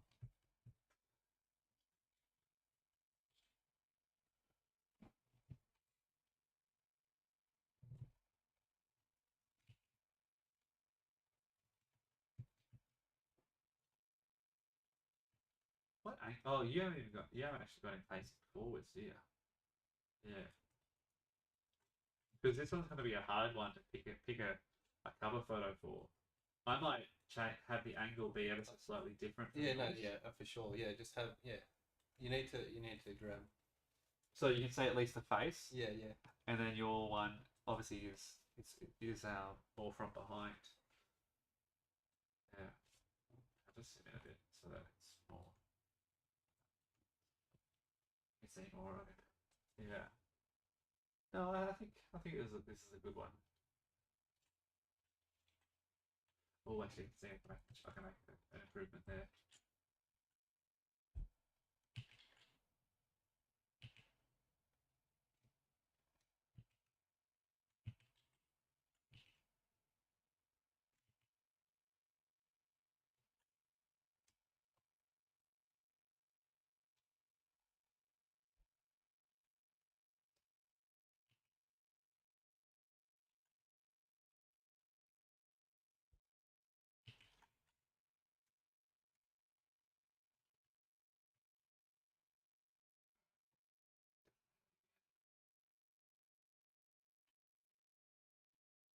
I think we've got to be careful with the drawings about having the faces, be hidden.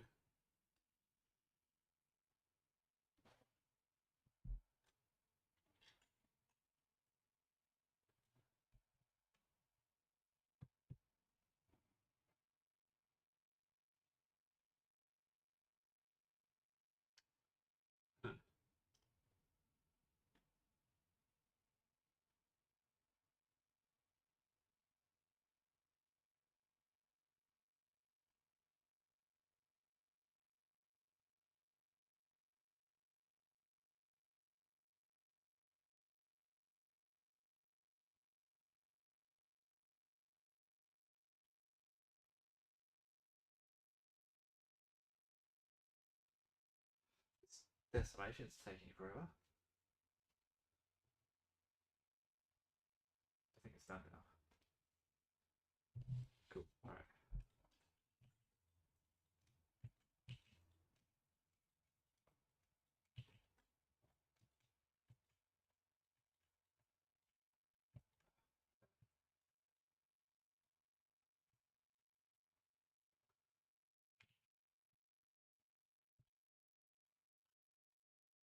Cool. All right. Well, I'll get some screenshots.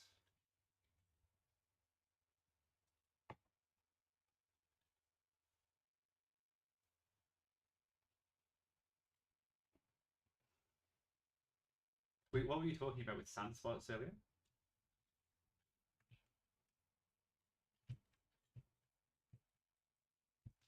Were you gonna put some spots on his head or something? Were you? Yeah.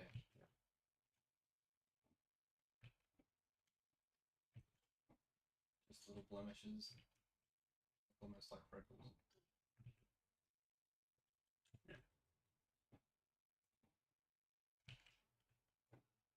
Yeah, nothing about the sword anymore really reads as. But I think Foreign. It's fine. No, I think it's fine. The dagger's enough. Yeah, the sword can just be nondescript.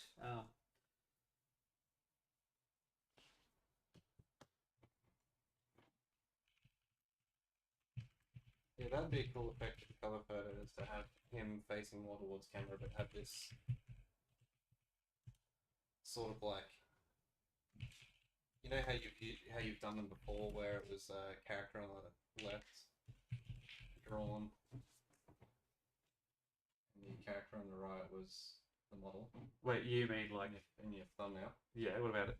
Yeah, maybe having it the other way around, or flipping this concept image so that he's on the other side of him. Why's that? So It's spinning. This guy over here. Yeah.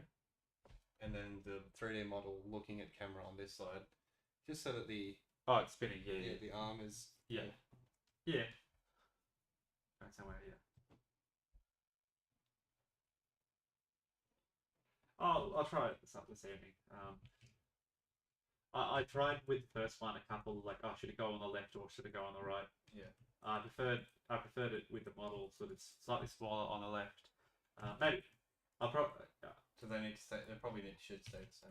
I probably should say the same, but you know it's not too late to change the pattern.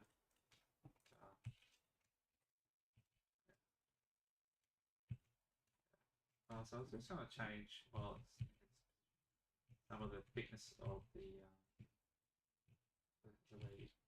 sleeves to match yours.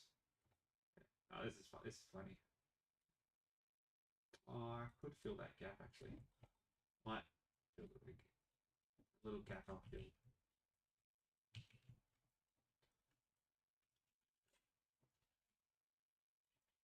Yeah, that should get filled. Yeah, that line pass is good. How do you reckon you do any how could you weather the leather coat in a photo like that? I don't know how doable that is.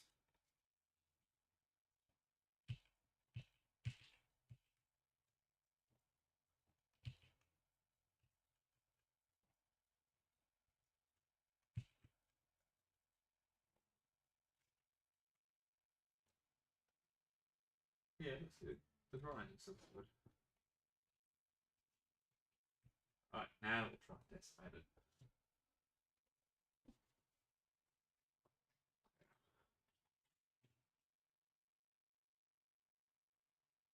Yeah. This was going to be a hard one to get that that image because half of like what's interesting about this figure is spinning it around and seeing the sort of the front where he's sort of more innocent. Yeah. The back where his menacing nature gets revealed. Yeah, exactly. So yeah.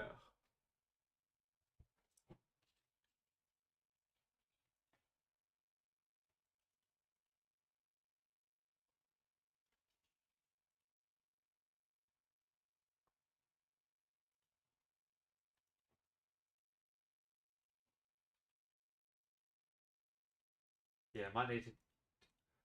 We could do his one where the image has like a couple of them sort of spun around, but yeah. Alright, are you basically wrapped up the drawing or? Yeah. Just on some weathering and stuff like that. Some blotches. Oh yeah. Where he's Oh, that's a good idea. Yeah. Yeah. Alright.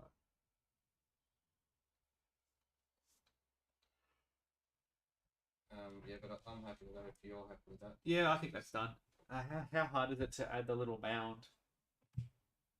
Add the what? The little mound you did on the dwarf one? Oh, right. Yeah. Right.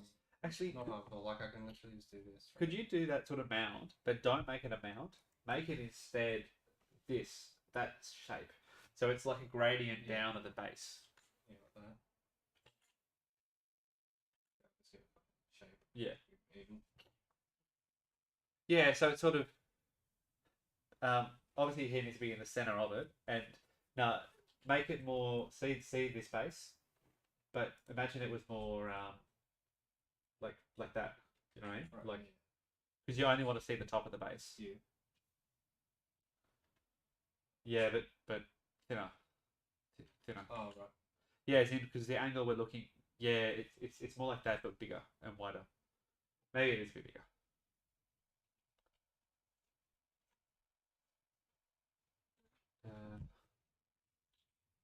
Actually, I'll get mine looking. All right, there you go. Make it a bit deeper. How big the base? Slightly wider. Yeah, that's a better size. That's about as big as the base is, yeah. Oh, actually, how do we put this there? Reaches out to his arm, yeah, about there. Yeah. That's enough. But then make that the gradient. Yeah. because that will look good if we do that. Oh, other way. I think it's got to fade into nothing, like the dwarf one. Yeah, more like that. Yeah, that's it. That's it. That kind of leaves the edge there. Hang on.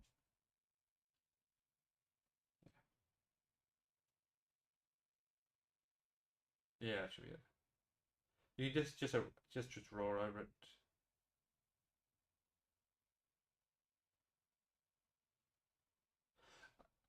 I think on the other one you made it really faint and then you outlined it.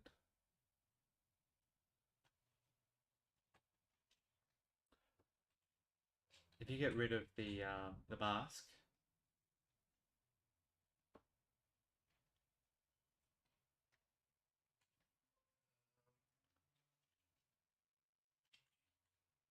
I'm really not sure about the gradient tool. I think it's changed. It's changed since the last time. no, I think you're doing it right. I'll just do this. I'll just do this. Yeah, do it with a brush. That's fine. Yeah.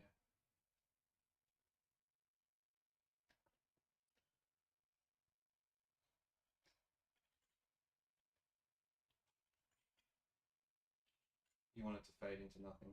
Yeah. No, I just want what you did on the dwarf one. Oh right. Well, that wasn't necessarily like a base. That No, was but just I like want you to do what you did on the right. dwarf one. That is a base. Yeah, it's just sort of like that on the dwarf one. Yeah, let You want. I know you want what you want. It's just. Yeah, and then